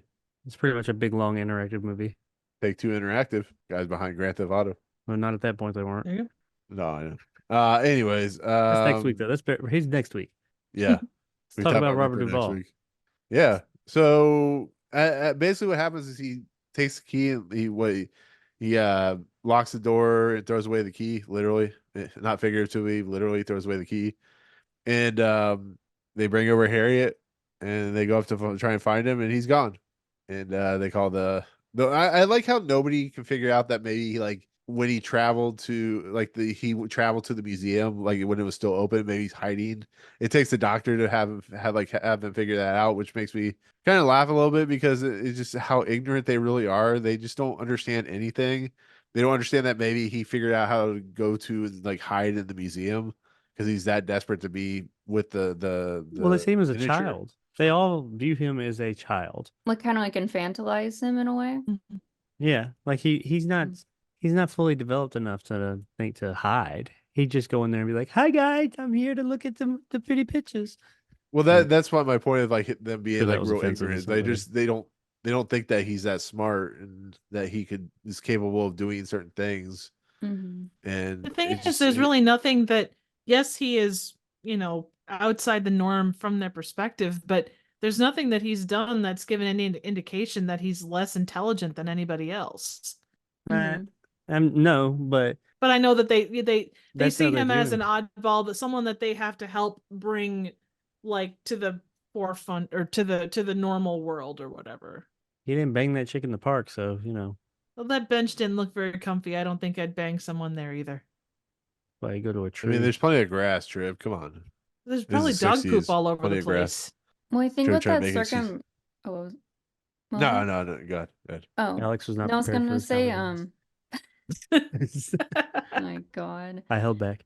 No, I was gonna say with that circumstance too, as far as the date, I think it that also came from their own presumptions that he would be able to like manage a date on his own, or like it's like in a way where it's like, oh, we see you as capable of doing all these things, but we don't also give you enough like support and guidance and things that maybe, like would necessarily be like things that as you sort of develop and adapt that you would be able to, I guess, organically know how to do. Like, I think when Sure. it comes to something like going on a date, I feel like he could have at the very least had like a conversation with his sister about like what to expect or like how things could go. But it just seems like he was just kind of like a deer in headlights in that kind of situation and was made especially uncomfortable by her being so forward. Yeah. Which is a whole other conversation, but I think it's one of those things where it's like they don't see him as capable and competent in certain ways, but they also just presume that because of his age, because of him, adapting enough in society that he'd be able to like carry his own. but it's like I feel like there just always has to be like I guess in Charlie's like situation, there kind of always has to be that in between where it's like you trust somebody to be able to like do their own thing and live on their own and develop just as a person, like their own identity. But at the same time, I feel like it is equally important to try to also sort of guide an individual to where they can actually sort of know what to do. No, I yeah, definitely agree. Nick, you're muted. Should I That was start so talking stupid. over what he was? He's like sitting there talking. Yeah. He's like, oh Do it no, Godzilla style. fuck. Sorry, no, I was looking up something about this episode, about how it was being sued by somebody. Yeah, And it was in copyright claims until 1984. that's crazy. And then So it didn't go into syndication until 84. it was one of the Yeah. early examples of like colorization of the dollhouse or whatever, like how they were trying to Yeah, put they color. colorized the dollhouse in those scenes, showing how they could do that. Well, I know there was something Um, too where like the person who sued, like I guess it was what did I Their Oh, so like story the was lawsuit exactly in the same. question was essentially because I guess someone wrote an episode about an older man who preferred the company of mannequins who then in turn came alive sort of thing. And That's not like it creepy at ultimately all. was like all dismissed, but unfortunately like miniature wasn't syndicated. I know through Zakri's companion I mentioned that it was the only sort of like 1 hour episode that like wasn't ever syndicated out of the 18, which I thought was interesting. Very. But Yeah, even in the book, like they mention how like it's a lot more similar to the After Hours, which is very much like the focal point is about mannequins. Very true. I didn't think about that. So I mean, I also saw that argument as being quite valid. And I don't know, I thought it was interesting how they were like, oh, because this inanimate object comes alive and this person has like an enamored like interest in it, that therefore it's similar. But I think especially like what I've at least noticed from the Twilight Zone, but also just through other creative works where it's like I think it's so like more often than not, especially nowadays, there's going to be so much media that's so similar to what we've seen and heard before that I feel like as long as there's like, more like original like twists and turns, so to say. well, they said there's only 7 I can't remember what the exact phrasing is. There's only 7 I know types it, of yeah, I know stories. what you're referring to, yeah. It's 7 original stories, basically. It's like Yeah, Right. and then you just gotta find your own twist to that story, that type of story. Yeah. Which I don't, it's like what you were talking about. I was talking about your trivia had brought up the whole idea of like the holdovers being sued because they claimed it was plagiarized or whatever. It's like I don't know, maybe the person came out with a story that it was very similar to yours. Like it happens. It's not like I don't know. Here's something I find interesting and really kind of insinuates what this episode entails is something I didn't realize is Charlie displays an array of classic symptoms of Asperger's, which is on the autism spectrum disorder, not identified, but it was not identified until 1991 when Hans Asperger's original paper was translated into English. Like that's fascinating that it took that long for them to like it's something that had been that he wrote about, but it's something that especially us in America, we're not not willing, but we didn't really realize till 1991. That's crazy. I know with Like it took that long. Asperger's I know isn't like a commonly referred to way of like expressing where someone is on the autism spectrum. I know that even in recent years it's brought a kind of lot more controversy just because of like the origins of like that in and of itself. I think it is connected towards like that like Nazi time period, if I'm not mistaken. Right. So it's not necessarily like something that is like used as far as terminology. I know that kind of vernacular is like, especially with the autism spectrum, it's changing quite often. Like I think now it's more of like autism very much is like if you say like you're on the spectrum or just autistic, I know that's usually more preferred than even people saying like they have autism or I was like or this person living with autism. Like I know even that sort of changes, or it's like you kind of look at it as like how like many support needs you would Mm. have. So you look at it as like, Right. oh, like, I personally would probably be considered to have like lower support needs than someone who may have higher support needs. Mhm. But I know that like that changes all the time. But I thought I'd And mention that's that fair. too. Yeah. Well, it's like anything. It's a fluid thing. It's not like a set in stone. Mhm. It's they learn more as they go every day. That when there's research and everything else and experiences and the Yeah, way I mean, those things are interpreted and But also isn't I to mean, say that I'm like I see Charlie as autistic. I think it's more of like I see my own sort of personal experiences being an autistic person and being someone who's always kind of been different, but for a Right. while like didn't necessarily know what that was. Like I found a lot of relatability and connection with that. But I know it's kind of different with like no. again, different with everybody. So it's like I'm sure people like probably look at Charlie as like just this sort of like they kind of mention even in the story how it's more of like this sort of like, sort of like timid guy who just has problems with women but like wants to find love.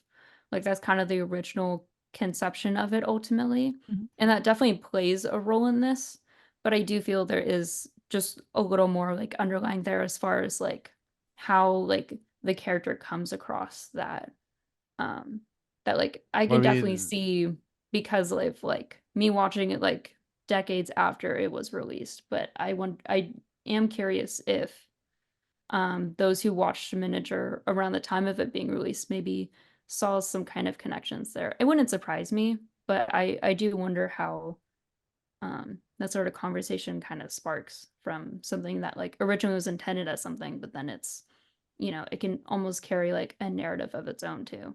I would almost that's say that like it's kind of like how Twilight Zone. So many of the episodes transcend. You can Mhm. interpret them one way in 1963 and interpret them another way in 1997 and then interpret them another way in 2024. So well, I mean, I can kind of relate to him anyways because I've always been kind of an introverted individual who very much likes to be kind of by myself, and Right.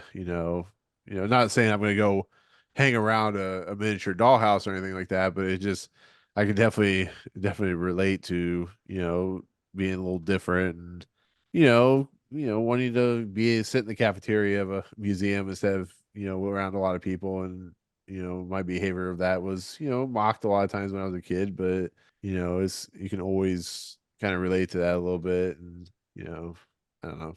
You're talking to somebody who spends a great deal of his life in a fucking basement all by myself. Yeah, but you create great videos, Jacob. you In do. my Really You makes did fun of pretend to be myself. dead in the one green screen. Wasn't dead, I was unconscious. Oh, sorry. Unconscious. Unconscious and He in, was, All he in a was room with deadly. a baby. He was deadly unconscious. I should probably Yeah, show that that video so she's like, what? At some point that would probably be good, but it's actually kind of funny. There's like 5 more pieces of trivia on this, and it seems like everybody worked with everybody at some point in another thing on this series. Like Robert Duvall and William Windom worked on The Kill a Mockingbird, which I think is what you were talking about earlier, Jacob, that I didn't understand. Robert Robert Duvall Duvall was and Boo Sari, Radley. Robert Duvall was Boo Radley was it?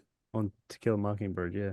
which is not to be confused with Tequila Mockingbird, which is probably a drink someplace and You will get you know, really screwed up early and often. I get Boo Radley and what's the young girl's name?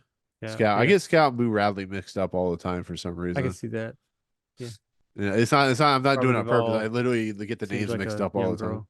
That's Who why I looks was like a like so boy. confused by why you were talking about Boo Radley, and I'm like, oh, okay, that makes a lot more sense. I see Robert Duvall playing a young girl who looks like a boy. Very understandable. He's very diverse. He's a very, very diverse actor. Yeah. He has lots of Yeah, you can. range. National treasure, man. From way back. Yeah, national treasure. Exactly. Not the actual. Oh, I get it. I'm remembering now what character he was. Isn't Boo Radley the one that's convicted of the murder? Yeah. Well, not can't- Yeah, I convicted. think He's the so. one who's Or he's on being trial. convicted of the yeah. Mhm. See, I went to see I saw the play on Broadway, or not Broadway, but when it came to Orlando, and I can't remember who plays who. I just know Richard Thomas was in that version. Well, he was also Tommy, the Godfather. So The we can call him Waltons. Tommy or Boo.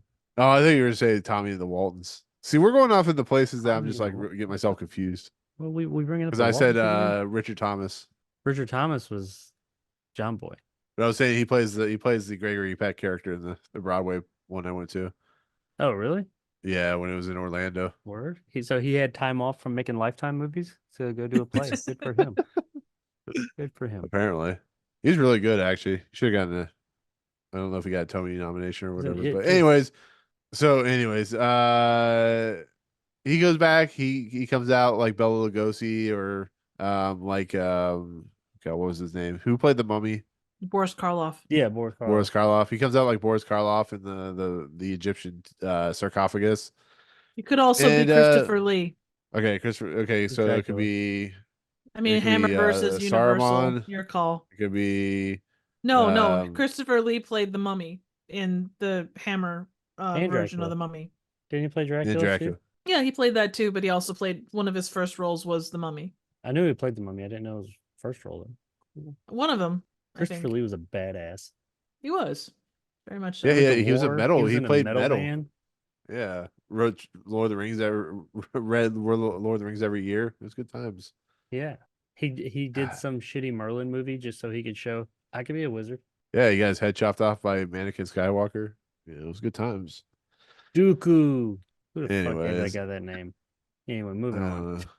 Yeah. So he goes over to the miniature and he says he basically loves her and she's really sad, and then like the whole family comes in with the security guard, and Charlie kind of walks off.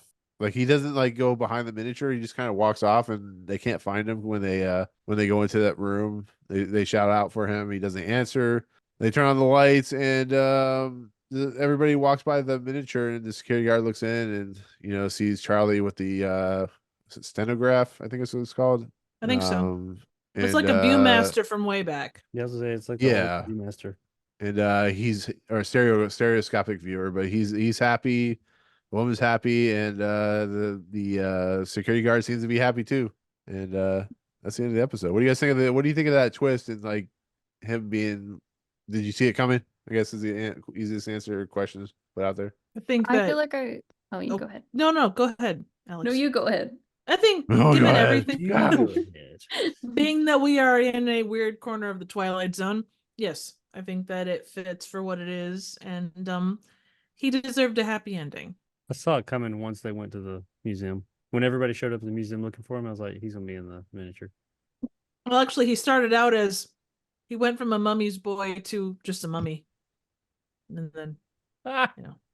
ah, ah. Why is that a laugh? That's his. Oh my god, that's not really all that funny. Shut It up. was funny. That was a real laugh. Nice. Mm-hmm. Don't bully me and make fun of my affliction. I can't help that I have delayed laugh syndrome. Have you seen my Okay. laugh? I've only displayed it heard like it. 6. Yeah. Hang on. Your laugh breaks like walls and stuff, Triv. Like, it breaks like Oh, microphones. man. Oh, I know it does. I'm fully aware how Yeah. destructive my laughter is. Can we get But a we love you example? we love you just the same.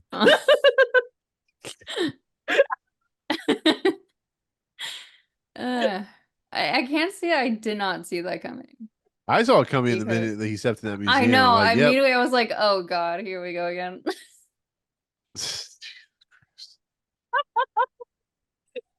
I'm just gonna sit back, wait till Triv stops laughing. I love how I was also sitting back because I knew it would take a minute. Triv's strong arm has come out. It's gonna be a Yeah. while. Get a strong arm on. I'm stuck.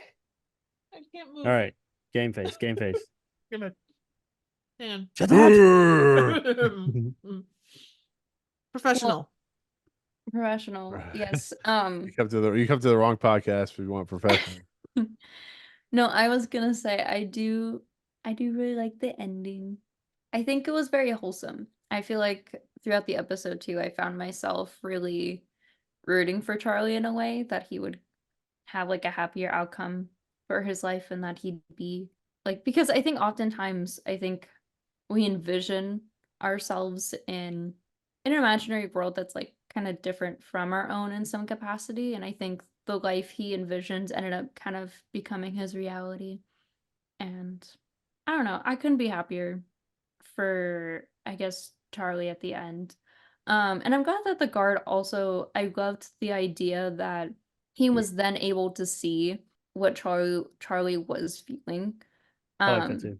yeah, because it allowed the guard to actually be like, oh, I see now where he's coming from. Like, I see why, Yeah. I feel like there was sort of a sense of empathy that the guard displayed just by Saw it in his admiring it, but face. also like keeping it to himself. Yeah. Yeah, and he wasn't like, Well, what is that? He was like, Yeah. he just kind of smiled like, good for you, man. Yeah, you do you. Yeah. Now this guy's gone. well, the question is like when they go up to have kissy time or whatever up in the bedroom. Do you think the scary guy's like in the corner he puts a scrim up or something like that? I hope he did. You They know, I feel deserve like some we- privacy. Yeah. Well, the question I have is like when people go look at that mannequin house, the dollhouse, are they going to see him in there, or are they just going to be like, he's just in his own little fifth dimension world where he's just kind of, maybe the security guard will see him, but nobody else will be. It'll just be the woman back at the harpsichord piano or whatever. Reading way too into this. Hey, I mean, it's a I good guess somebody's got to read question. it too. Yeah. He's probably like Yeah. the guy to know what the question that it actually opens up is. They said that like the housekeeper and the suitor were not actually in there. Mhm. So maybe they were, but they also were people that were looking at this miniature and they were sucked into it like Charlie. So now Charlie is like them and he goes off into some type of alternate Twilight Zone dimension when everybody else is looking. I think that Or Charlie could Jacob. be a doll potentially. Yeah, true. I think there's potential to kind of have that be a thing where it's like now like she isn't lonely in the dollhouse either. Like it's sort of a thing where it's like it feels more, I guess, put together with kind of two people in there. So maybe it's like it almost like rewrites like the present in some capacity. I'm Possibly. not super sure though. I But also mean, I feel like we haven't talked about the museum guard enough. True. have at it. I've- Yeah, the museum guard. Yeah. All right, so about He's, about the he's museum. he's very friendly. Yeah, I'd say so. Like, I think he kind of in a similar ballpark to the doctor, I would say. Mhm. And that I think he tries to like hear Charlie out, and I think tries to be like very empathetic, but also is like, well, I have a job to do too. He tries not And to be I'm also dismissive. like, Right. yeah, but like I feel like there is kind of he also has like a sort of level of concern about, why is this man so enraptured with this particular display for like hours at a time and is talking to himself. Like I think there is that sort of questioning there, but I do feel like, he's very like passive about it. And I think Yeah, he doesn't find Charlie a threat until he literally breaks the window of the dollhouse. He just but like even lets then him he's like be. super calm about it. He's like, hey, Yeah. like what happened here? Like, and then True. it's like, well, I gotta like take care of this because Like it's Patrick part of Swayze his said, job. Roadhouse. Yeah. Be nice. Be nice. No matter what, just Yeah. be nice until you don't have to be nice. And I appreciate that Mhm. like It's Charlie cooler. isn't like a just fucking Roadhouse. Ripping the throat out and everything.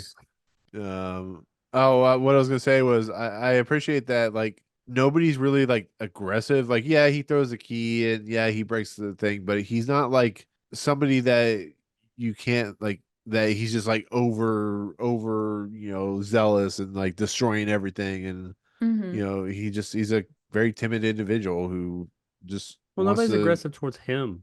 They all seem like they want to help. They may not understand and may not be truly listening to him, Mhm. the person, and what he actually has going on. And they are dismissive of some things. But I think that they genuinely, everybody in the program truly wants to help him. They see that, oh, there's something wrong. He's hallucinating and they want to help. They may not be asking the right questions or listening properly, but I think they have the best intentions. Mhm. Nobody, except for the guy, even the boss, who's like, hey, you're not working out here, man. I mean, even he's somewhat sympathetic, even though he's firing him because of he doesn't get along with people, but he's still like, man, what, can you do something? Maybe move out? He's somewhat sympathetic. the real question about this episode that we have to have is this a total recall situation?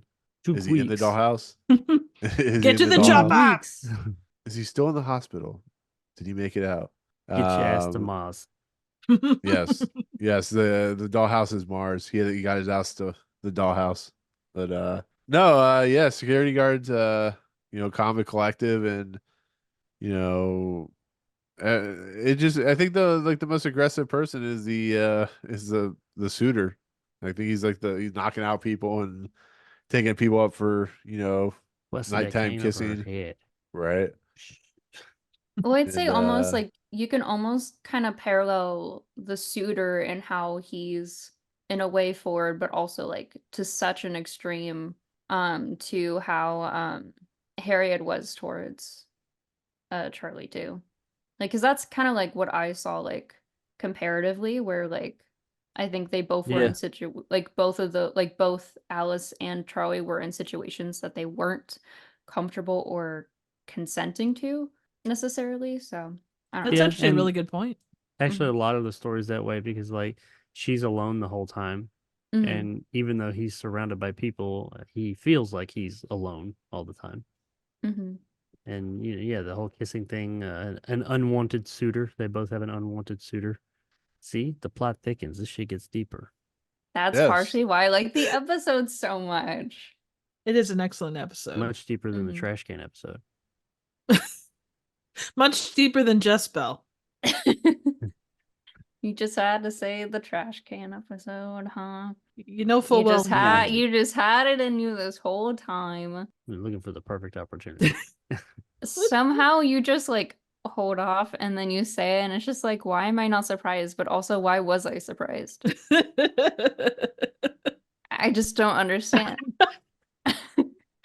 I'm like taken aback, but also like, why am I taken aback? Are you really that surprised with Jacob when it comes to No, Yeah. and I shouldn't be. that? I need to empty my trash can. Dear God. I drink a lot of See- water. See, that's some emotional intelligence. Is that you know that you have to take out your trash. It's like, Gonna you know take out the what? Texas Maybe I City should trash. take care of this as an adult, Eh, Progress. It's growth. I think when we come to the fifth dimension, there's no adults on there.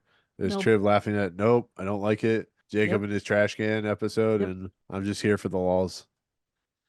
As long as you're Um, consistent. All I right. heart Uranus. Yeah.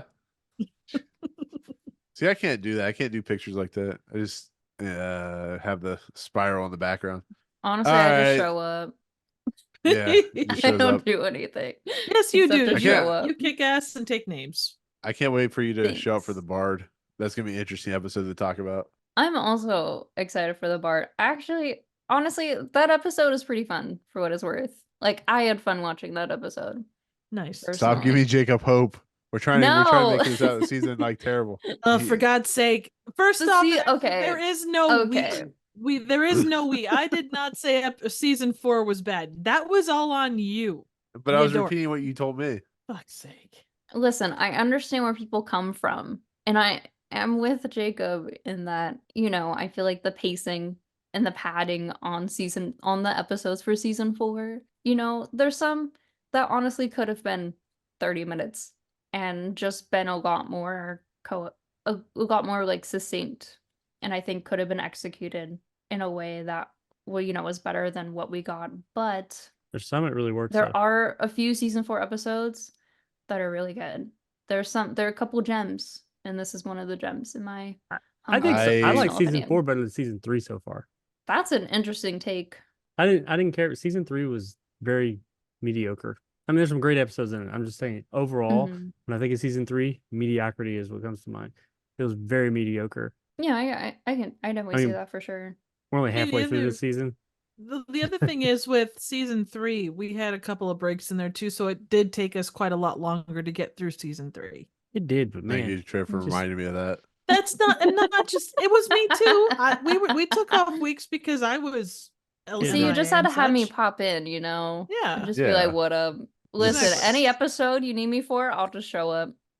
I'll be like, I'll figure out the time of day. I'll come along. I'll get my silly little microphone, and I'll sit here and talk about a good show.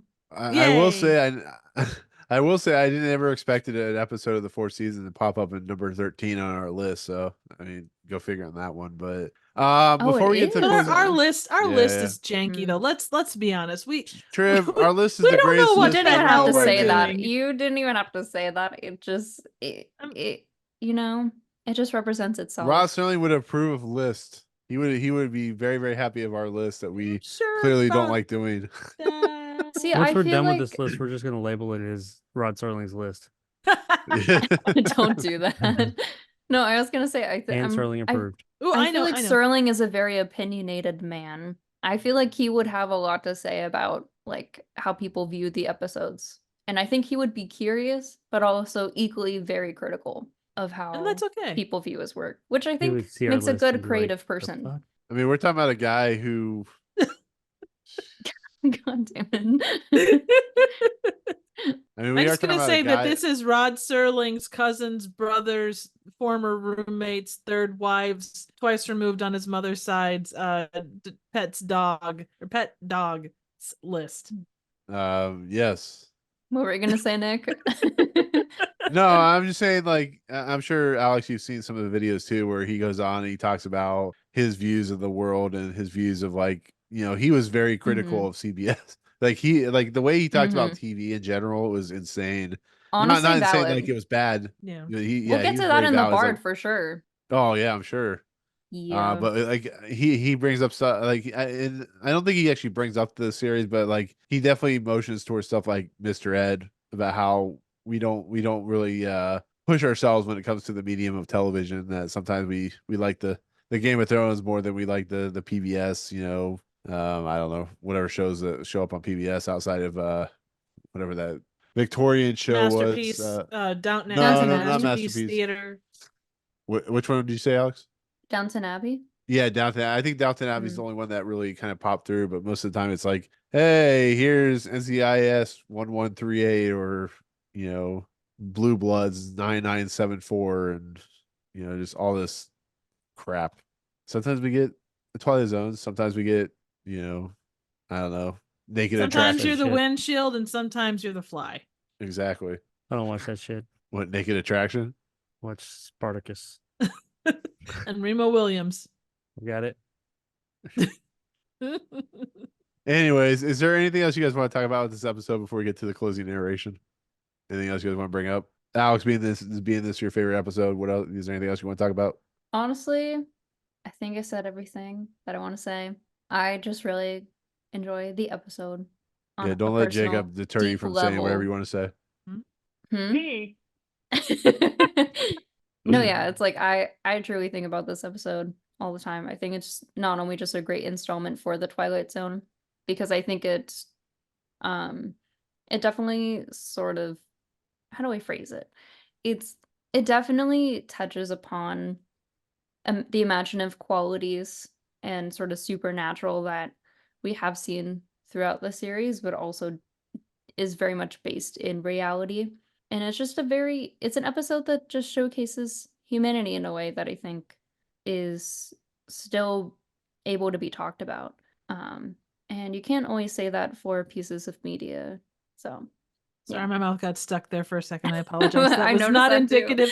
That was not indicative. I was looking at my cat and all of a sudden I look up and it's like, oh crap, why is my mouth open? Triv and her No, mouth you're open. good. Jacob, Triv, you guys have anything else you want to talk about? I think it kind of embodies a lot of what makes a really good Twilight Zone episode. It's got a lot of heart. It uses the supernatural aspects, but it doesn't it's not outside the realm of what is possible within the physics of the episode. There's a little bit of humor. There's, it's a different take than what you would have gotten in a lot of TV shows of that era when you're talking about this kind of stuff. It's not a perfect episode, but I don't think a perfect episode Nobody's is perfect, not perfect. Triv. Exactly. Well, no, that's Everything like Invaders. I mean, that's about as close as we're gonna get to perfect. But it has a lot of good stuff and it's well acted. It's got some interesting shots. It's good. So even like I mentioned before, and I know it's a very small thing, but the way that they set up the dollhouse scenes was intricate. Like all of the little details looked like they belonged in a dollhouse. They didn't look real world. I liked it. I thought like I did like the episode a lot, and I think that having this conversation opened up some other opened me up to some other things about it. Some of it I did catch, and I mean I do once again I think it probably could have been like a little bit shorter, but I mean beyond that I don't really have many issues with the episode. Why? Why? You could have saved it at the end of your meaningful Don't worry, Alex. I've fallen asleep conclusion. twice to that movie, so it's all good. But no, Okay. I think the episode had a lot to say, and I mean, it is Twilight Zoney, especially its ending. It's not one of those episodes where I think last week's we said like this didn't even seem like a Twilight Zone episode. It did seem like a Twilight Zone episode, but it seemed like an episode commenting on mental health and the state of the world and how we deal with it. A story about that they fashioned into a Twilight Zone episode, or they kind of strong armed in there. Not I don't mean that in a bad way.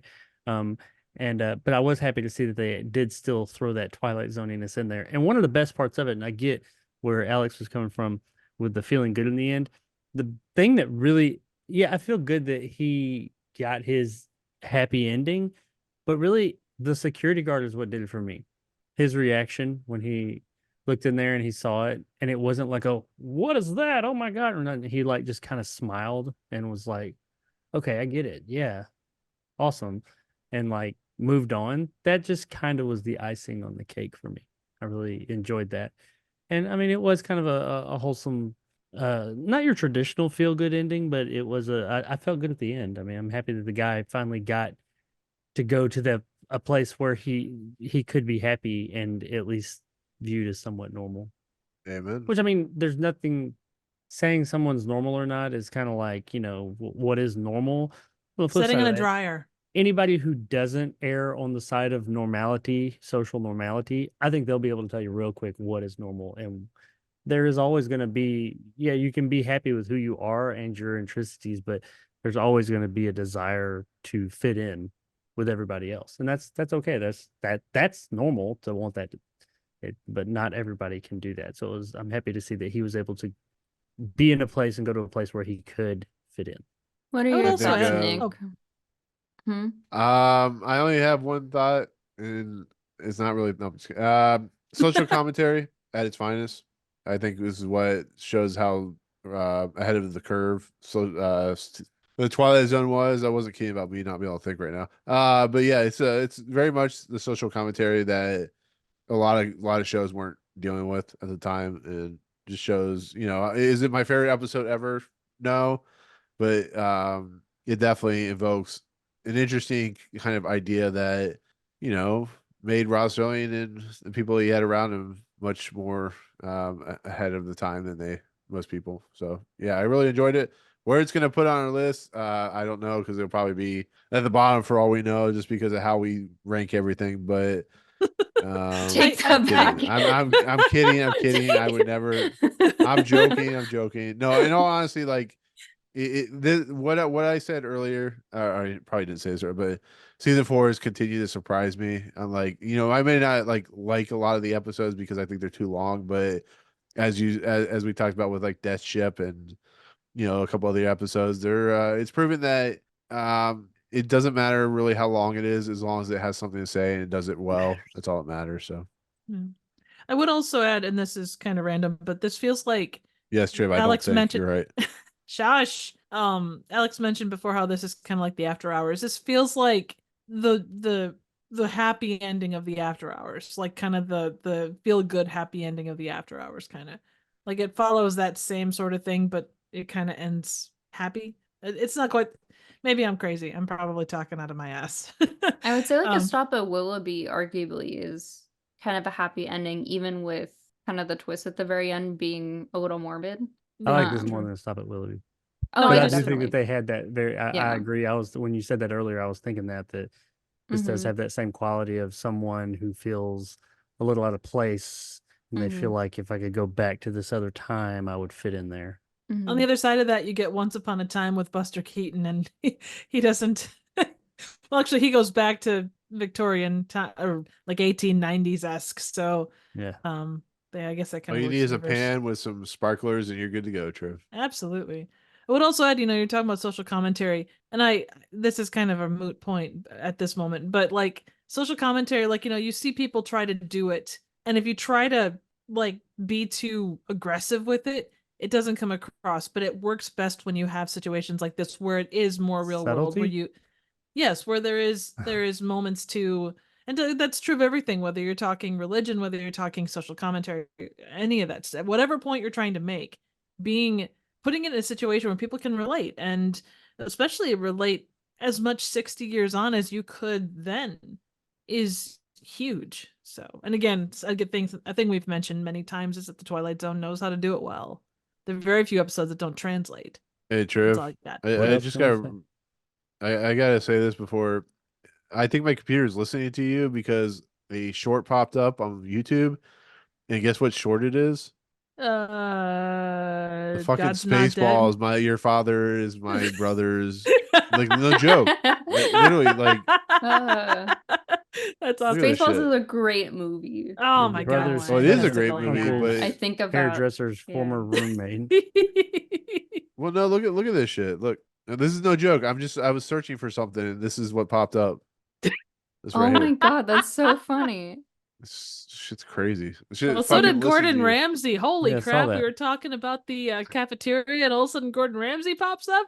Oh god. Well, I mean, to be fair, I watch a lot of Kitchen Nightmares and people eating food, so Yeah. that's nothing. That's not really that surprising. Anyways, with What that else could be said, said? yeah, Not the much. closing Just- narration that can be said. It's your time to shine again. Oh my god.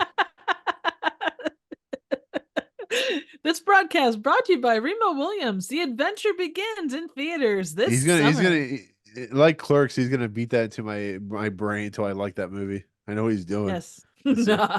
Whatever that term is. The when they like subliminal Indoctrination. messaging. All right, indoctrination. Dwight, carry it Subliminal. away. Very Yeah. subliminal. 100%. At least with the Ren and Stimpy thing, it was hidden in Hefe's eye. Yeah, for a long time. I wonder if anybody ever picked up on that. Probably not. All right, hit us with the closing narration. Oh, Hit us, baby, That's one mine. more time. I know we've been talking for a while, so They never found Charlie Parks because the guard didn't tell them what he saw in the glass case. He knew what they'd say. He knew they'd be right, too, because seeing is not always believing, especially if what you see happens to be in an odd corner of the Twilight Zone. do you think he was in a glass case of emotion? Absolutely. Yeah. Yeah. Aren't we all? Aren't we all, Nick? Drinking his Like a chocolate rat in milk a in the cage. desert. It's always Milk was a rage. bad choice. Oh god. All right. So yeah, that was quite the discussion about miniature season 4, episode 8 of the Twilight Zone. Probably not the discussion about miniature that two men would be having with two women that people were expecting. But that is what we're here to do, is subvert expectations. That's right. We're subliminating the expectations. Okay, so let's do it. Let's get into the last segment, which of course is the Twilight. Jesus Christ. Which of course is the Twilight Zone ranking list. The greatest ranking list ever known to man, because we said so and we agree and nobody agrees. And I don't know where we put this episode. 34. When you I feel think like if of we don't put ranking it this number- episode, think of me. Think of me. Think of me. 34 or below. fondly. Please stop talking, because I will get a Phantom of the Opera video No. popping up like I did earlier today. I'm not even joking. I had a video of Remember me. Every I had a so video of often the chandelier I'll being see propped up in you the. try. I'm putting it at the end, Trev. Oh my Getting your god, song I at the end. I just rewatched We're gonna that get film another actually. comment about singing. What a time. Here we are, born to be kings. We're the princes of the universe. Hey! Wow, wow, wow, wow, wow, wow, wow, wow, wow, wow, wow, wow. I keep going. You got me beat. Are you done? Hey, all I know is everything I do for you. Here we are. All right. Guys, it's like 1:00 in the We're the morning. I'm ready to princess go to of bed. the universe. My God. Okay, for a second I thought that was a dildo. It's a double. Trib. I know. Yeah. All right. I don't know. Where are we gonna put this? Is it better than Number 3. Damn it, Trip, shut up. I mean, I is was it gonna like say, I'm like, if we want to put it that high, I'm open to it. I mean, well, no, like is this something that's like better than the Howling Man? He's alive. I know this is like your favorite episode, Alex. I'm trying to I try not to know, but your list is so scuffed. I don't know where to put it. Damn. Do you think I'm wrong? No. Honestly, Is I this was something gonna like say, no, I was gonna say, is this like Better in the Grave, A World of His Own, Nick of Time, 5 characters in search of Jacob's exit? 5 characters in search I of was gonna Uranus. say like around Reba Williams. around 15 to 17. Well, actually, let me ask you Could guys that this work? question: is this the best episode of the 4 seasons? Because if it is, it's better than Death Ship. In my opinion, yes. But that is just my opinion. I'm gonna Death Ship that DVD. What is here in a wrong second. with why are you so engrossed with that show? You see, Jacob's Show. miniature scenario would be him being in that movie. Hell Right. yeah.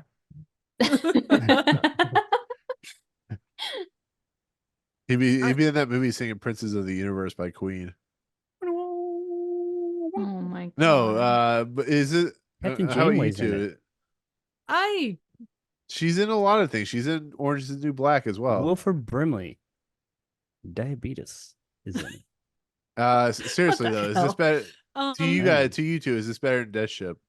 Is this I'm the trying to best think. episode I'm of the trying to season? think of the end of Death Ship. Like I guy can't freaks remember. out Where and they ends re- up they- that he's Water actually disappeared. dead on the ship. Yeah, they're repeating the so. thing over and over like a Yeah. Groundhog Day thing. Wait, mean, were the there ending- Oh no, wait. Death Ship's the wait. I'm thinking of the fucking one okay. with You're thinking the Judgment Night. submarine. Yeah, no, this is the one with the submarine. Was it the like It's Death Ship. 30 fathom? It was Which something one's like the one that, with right? the spaceship where they keep repeating it? Oh, you're right. I'm sorry. I was thinking 30 Fathom is the Oh. one where they 30 fathoms with the knocking on right. the Okay, the what hull is of the Death ship. Ship? Death That Ship's ship's the one where it has the Jack guys come Klugman. down and find their crashed space flying saucer Oh yeah. and find their bodies. Yeah. They're in Hmm. purgatory. I mean the ending of this is Mm. much nicer. I A little bit more. You don't upbeat. have crazy Jack Klugman making it repeat the same day over and over. yeah. I mean, is this episode better than 5 characters in search of a Jacob's Remo Williams? I think so. Like not that 5 characters isn't good, but I think this one like it does hit you where you live and it's got a lot of good stuff. It also features, small figures and stuff. If it's going above 5 characters, it's going above A Good Life because A Good Life is way too high, in my personal opinion. Although that could get me wished into the cornfield. I really like 5 I characters. mean, you have plenty of it, Triff. Mhm. Yeah, that's true. Not yet. Give it another month and then we'll have I plenty like more. 5 characters too. Although I think with this episode, I feel like it is more profound as far as Oh, for what sure. it presents. This Um, episode has a lot more to say than 5 characters, but 5 characters is a hell of a first time watch. Yeah. Oh yeah, for sure. I feel like with Nightmare as a Child and It's a Good Life, I mean, they are both like great episodes, but I will say some of the acting in it, if I'm being honest, can come across as just a little like in its time, I would say. Yeah. As far You're as talking like, about It's a Good Life? yeah, like as far as like them being like child actors, right? It's like there was, I feel like the delivery of them, or it's like, I mean, It's a Good Life. I feel like between the two of them, I definitely took seriously. But anytime I think of Nightmare as a Child, I think of like the girl's like monologue where she's like, "This is the twist, and I'm telling you the twist, and I'm gonna say the twist aloud. So help me, so you understand who I am." Like that's kind of I'm how so I think of I'm that so episode. like weirded off by that episode just for the simple fact of I don't think they meant it to be the way that we end up thinking it was made. Mhm. being like how she was raped as a child. But Yeah. it, I think that's why it's it's so a high, is very because it had the balls to What is the attack trade-ins a. about? That's The the three old of that's the the couple old older. that get the. Well, they go to get the new bodies, but only one of them can. It's got a wholesome ending too, and in the end, the guy It's he quite gets the sweet. younger body, and like, since she can't get it, he Oh, goes right, right, back. right. Mhm. Man, I forgot that's what that episode was called. That's a lot of Twilight Zone episodes, I think. See, that one also had a bit of wholesomeness at the end too, but Oh yeah, that was very wholesome. I really like that episode. yeah. I don't think this is better than Shadow Play. Like, it's a good episode, but I think it's better than Stop at Willoughby. I don't think Stop at Willoughby should be as high as it is. I don't think Yeah. it should be low, but I don't think it should be number 10 or what is it? Yeah, number 10. But I agree. I like Shadow Play. Any thoughts, Nick? Oh, sorry. I say between 10 and 15. Yeah. I mean, I yeah, also I'm basically agree. leaving it up to you guys because, like I said, my thoughts on this, it's a really good episode. Would I put it as high? Probably not, but Where would you put I'm it? Like if this was your own list, you didn't have three other voices speaking into your I ear. If it wasn't Rod Serling's list. 3 other goofy voices. I'm on a 3-hour You. tour right now. We're real goofs. I don't know. Like I said, I'd probably was World of His Own. Is that the World of His Own was the season 1. yeah? Yeah. I'd probably Mhm. put it like in that range, that right there, because it's Oh, definitely an closer to- episode. It's I Well, mean, to yeah, me yours personally, is it's around definitely. where we are. Kind of. Oh, I think you guys were up near like Death Ship or whatever. That's the reason I asked you guys, is this the best episode of the 4th season? Well, I was thinking around like 15. So like yours was a little closer, Yeah. I think, to where I was thinking. I think I like the trade-ins more than this one, ever so Yeah. slightly. I prefer Yeah, The Real 'cause- Martian. It's a better. Yeah, because I'm not a huge fan of It's a Good Mhm. Life either. Like I like it, but it's not like I when I watch It's a Good Life, I think of the Simpsons episode, Treehouse of Horror episode. Which one's It's a Good Life? That's where that guy. It's the one kid with the wishes. kid. It's from the Twilight Zone movie as well. Mm-hmm. Which? Yeah, By, the kid Like he Oh, has the like kid. I always say supernatural his father. powers. Yeah, that's the one. I can't talk about that episode because I'm talking about the movie when I talk about it. I love the one in the movie, and I have a real hard time separating them. So when we talked about that, I'm like, yeah, I love this episode. Do you really, or did you like the movie version? The movie one was wild, Yeah, I will say. Joe Dante. That's good. it's out Yeah, I was there. gonna say good old Joel Dante and his The Looney Tasmanian Devil Tunesism. and the girl with no mouth and all that. I think we talked about the movie version more than that version when we talked Yeah. about it. Mhm. It's I wouldn't be ironic too surprised. because Nancy Cartwright was the young woman, and she, of course, is in that Treehouse of Horrors, which actually parodied "It's a Good Life." It's all Meta, circle, I'm man. telling you. It's The all fourth circle. wall break of a fourth wall break. Nick Right, can't right. have an Wall episode break. where he doesn't talk about the Treehouse of Horror. Okay, I mean, Reba says you Williams. were referring to the Twilight Zone movie. Oh, just get him on the Chaser. Ask him about the Chaser. He'll go into. Jacob, what is this shit about the Tracer that I Which should one's the Chaser? It's the Is one that that the you like. Tales from That's the Crypt one? yes. Oh yeah, that's an awesome Tales from the Crypt episode.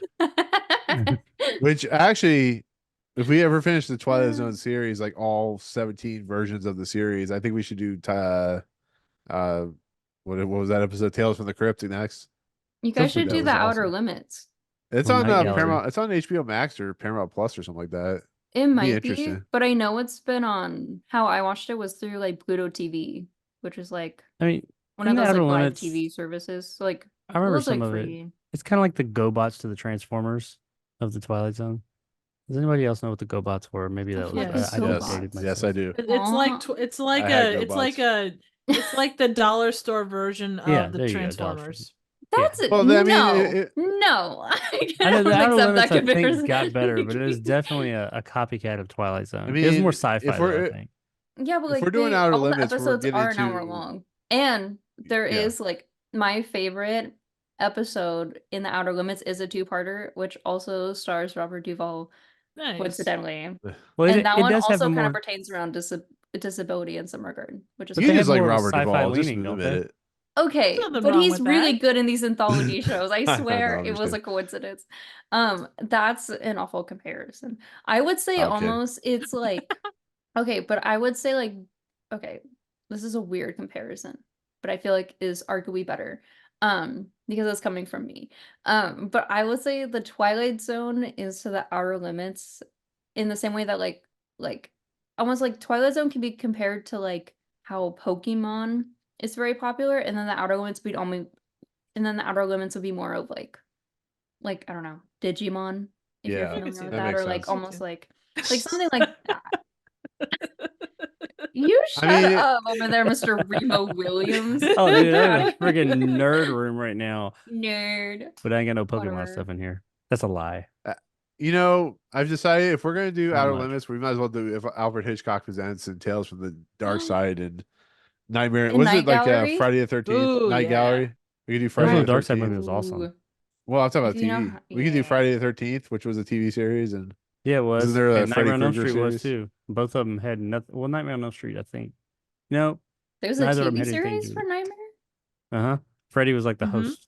Same thing with Yeah, Friday the 13th. It had nothing to do with Jason Voorhees. no, yeah.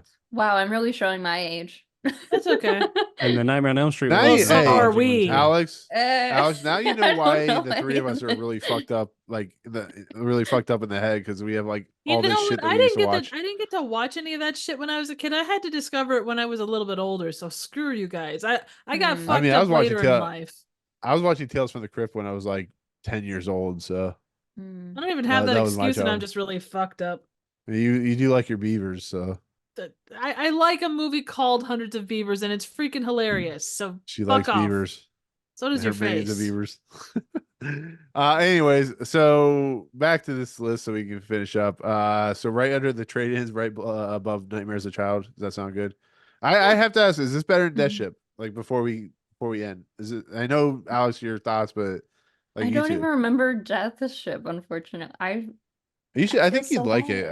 As No, far it's as a watch, I think I remember like liking it, but yeah, it's Jack Klugman, I don't and know. he's like they crash land on a planet because they're trying to look for a planet for their Earth's like being destroyed by its Mhm. own petard and stuff like Colonization, that. basically. as far as a watch, Yeah. just Gotcha. like watching them surface level watch, I think Death Ship is more watchable, more entertaining. Not that There's this some one's not, good, yeah.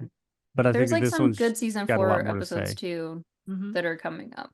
At least in my Oh, opinion. Printer's Devil is one of my favorites. Yeah. With But I'd also that's say me like personally. I think one that like when I was reflecting on the series that I thought was like also pretty good to look out for, I would say would be the new exhibit, and then on Thursday we leave for home too Yes. is also pretty good, in my opinion. Yeah, I think we had someone ask Yeah, for that. Ryan is Thursday coming ago. on for Yeah. on Thursday we leave for home. Mhm. But I'd say the new exhibit Yeah. is like that one also takes place in a museum, an actual museum, the Sound County Nice. Museum. And it's a wax museum too. Oh, But it's cool. like but it's centered around like actual like I don't want to spoil it because I think it's like Paris Hilton in the museum. super interesting. She No. House of Wax. Is Vincent Price in the museum? Because he's got a couple of good ones. Unfortunately, no. Damn But it. it's like but you know how like almost with popular culture where it's like, you know, you see like I don't know what to call like famous quote unquote like criminals Mhm. in a way, and how almost Oh, they're I've seen like that one. idolized in Yeah, such a yeah. way, or like people like have such a fascination over them that it's like becomes so ingrained in popular culture. It definitely plays upon that in a way, but very much more like taking place in the 60s. Sounds like that I Black really- Mirror episode. Anyways, I I mean we do have the I Dream of Jeannie to look forward to, so there's that one. Oh yeah, we love genies in the Twilight Zone. Yay. So creative. So okay, so Can they show their belly button though? That's the question. I'll just have to wait and see. Oh, So man. yeah, so right below trade-ins, right above Nightmare as a Child. Does that sound good? Yep. Yeah. All right. Actually, no, we need to take it to 40 just so it doesn't move perchance to dream. No. Son of a bitch. Triv, I've already updated my list with my number in it, so Ah. you're SLL. I love how you like asked us and then you're like, well, I did anyway, so. No, I mean I updated it up to 17, so like I'm not going anywhere below that. No, I'm kidding. That's what she said. Anyways, with that said, I think that's a good place to put it for now. So new number 16 is miniature. Number 1, still Eye of the Beholder. Number 110, yes, we are 110 episodes in, is The Trouble with Templeton. Wah, Next episode wah. is Triv's. And you left one out. Yes, Come you on, did. how No, many I times have we didn't. done this? Yes, you did. I'm not. Where's the Are you mute talking about button? Perchance to Dreams? Nope, place on nope, this nope. list? Yes, Nope. yes, Number that's exactly what we're 90. talking about. Yes. What's Coming in at number number 90? 90. A piano in. I'm gonna mute you.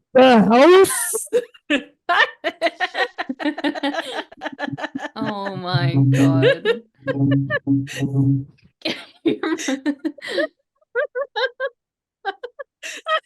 You know, I'm gonna wake up tomorrow, like in like 4 hours, and think this is a fever dream. It probably was. I can't wait for you to watch back on that footage and just be like, I'm like to Jacob a fucking Every week. spasm. You can't. You would only imagine like how much footage I cut out of just Jacob, like stuff that I can't talk. We can't because we might come off a little demonetizing my channel. Oh Damn my you, Jacob. god. Damn you, Jacob. Anyways, there we go. The second highest fourth season ranked episode, much higher than I was expecting. So, next week it will be season 4, episode 9, called "The Printer's Devil" or just "Printer's Devil," depending on how you watch it. You know, they always add the. It, of course, is a episode that is directed by Ralph Siniski, written by Charles Beaumont. Once again, stars for the last time Burgess Meredith, and then Robert Sterling, Pat Calley, Ray Teal, Jesus Christ, Charles P. Thompson. So we'll look forward to that. Triv says she wants to make love to the episode, so we'll see how that plays out. And I mean, I yeah. want to make love to a giant old school printer. I mean, that could be fun. I mean, you are a 2D image, so you can print yourself out. So there you I go. could, yeah. Yeah. Make love to I could Burgess like- Meredith. I could, like, flat print- Stanley logic. Exactly. I was just thinking I could copy my butt over and over and over again, and like they do with copiers back in the anyway. I'm old. But if you do that, Yeah. you might get some like radiation poisoning on your butt and then have to. Oh, Alex, God. what have you started? Oh God. It's not my fault. He went with it. He's All patient right. zero. No. It's better than the trash can. You're probably not wrong. Yeah. You know why it's better than a trash can? Because it came from me. You're welcome. All right. Alex, awesome as always. Thank you for coming on to talk about miniature, your favorite episode. So, unfortunately we can't replace you with Jacob because he claims he needs to come on every week to have some sanity. But you're always welcome back. I think we'll get you on for the season finale of this series, or we have the season, I should say. But you've been awesome. Thank you so much. I know you still have a channel, and where's that content at? Yes, I still do have a YouTube channel that I hope to hopefully relaunch in the past year. Just due to personal stuff and burnout, I kind of postponed it a little bit. But you can follow me on Alex Carson, which is my YouTube channel. It's kind of the only sort of like social media platform that I have. But yeah. Lots of good stuff there and too. including Twilight Zone stuff. Thanks. Much Yes. better than our content. I can guarantee you that. Jacob, you look like you're about ready to die because you haven't watched Remo Williams in like 2 hours. So where's your content? What's it located? What are you still doing? Not putting videos out. When is the video coming out? How is the video coming out? Why is the video coming out? Oh, so many questions. And none of them will be answered. No. I have a YouTube channel. It's a www.youtube.com. Go to the search bar and put in retro with an R, Jake with a J, X with an X, and Y with a Y, and you will probably find my channel where I talk about old shit, mainly video games. I do documentaries, things like that. I'm working on one right now on the Don't You Wish You Knew, and it'll be coming real soon. I do have a trailer that I've actually put together for it. The only thing I'm waiting to insert on that trailer is the date that the video will be coming out. I am about 3/4 done, so not too long. Should be coming real soon. Oh my God, everything disappeared, but it came back. It should be coming Yay. real soon. Hopefully in the next week or two. So yeah, coming very, very soon. I've been Jacob putting is coming to your city. always. I've been putting lots of little cryptic pictures and stuff up on YouTube in my community tab, working up to it, trying to drum up excitement. Yeah, coming soon, real soon. I'm hoping by the next time we record, I'll be able to at least say when the trailer's coming out. What happens if you can't? Then I'll say, I'm hoping that next time we record, I'll be able to say when the trailer's coming out. I think I will be. You see, that's a going true for it. Twilight Zone concept of just being. Yeah. Yeah. He's blue Dumb. balling us every week. Yeah. Basically. Hey, Um, Jake, is Jake spelled with, how do you spell the Jake part of your retro Jake, or youtube.com/Jake at XY? That's J with a J, A with Yeah. a A, K with a Yeah. K, E with a Yeah. E. Okay. J Retro is in Jack, JC. A is in ass, Yeah. K is in kite, E Uh-huh. is in Okay. Eduardo. Okay. Nice. His name um, should be like Retro Drake XD or something. You know. Like it was either that or like Retro Jake 69 or like Bong Ripper or something like that. So Yeah. Retro Jake was Um, taken. What a bummer. Before you go, Triv, this episode miniature was 46 on Pace Magazine. So Yeah, and it was 60 on IMDb's. Like if you rank by IMDb ranking or their like IMDb scores, it was ranked 60. So. yeah, I think this is the highest ranked Pace Magazine, highest ranked fourth season episode. Mhm. So Makes sense. Triv, Yes. content, where What? at? The Things. content YouTube making videos and things. Sorry. Anyway, you can find me here on YouTube at Trivial Theater. I have a video hopefully coming up on Friday, or well, before this episode launches. I'm doing The Dragon Lives Again, which is a Bruceploitation movie, which talks about Bruce Lee after he died, and it's a weird movie. It's quite horny. But it's a fun collab, and it's was a lot of fun to put together. My theater gets replaced with one from Wish for some reason. But yeah, anyway, stop by, say hi. Wish.com? Yes, Wish.com. You had a Wish.com theater? Hell yeah. I have a Wish. Well, it's slightly off. It's not like totally off, but it does some weird stuff. So as much as my computer can handle, at least putting It's an AliExpress. It's actually an AliExpress theater, Jacob. Yes. There's some good stuff on AliExpress. I'm sure. But Just yeah, not a theater. Definitely stop by, see that, and we'll go from there. Excellent. Me personally, I'm doing this podcast as well as a couple other TV shows like Invincible season 2. That's all I'm doing.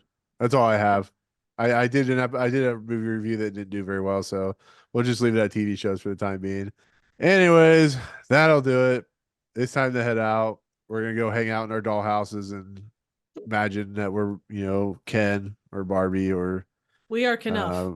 Street Sharks, whatever you want to call it. Yeah, we're Knuff. So myself, Triv, Jacob, and Alex. We'll see you guys next time in the Twilight Zone. Peace out, motherfucker. Bye. So, how's everybody doing? Trip asked it like 5 minutes ago, dude. I'm asking again. Maybe I get different answers. Well, you know I've what? I'm broken doing the ice fucking more with the antler. fantastic. Thank you so much for asking.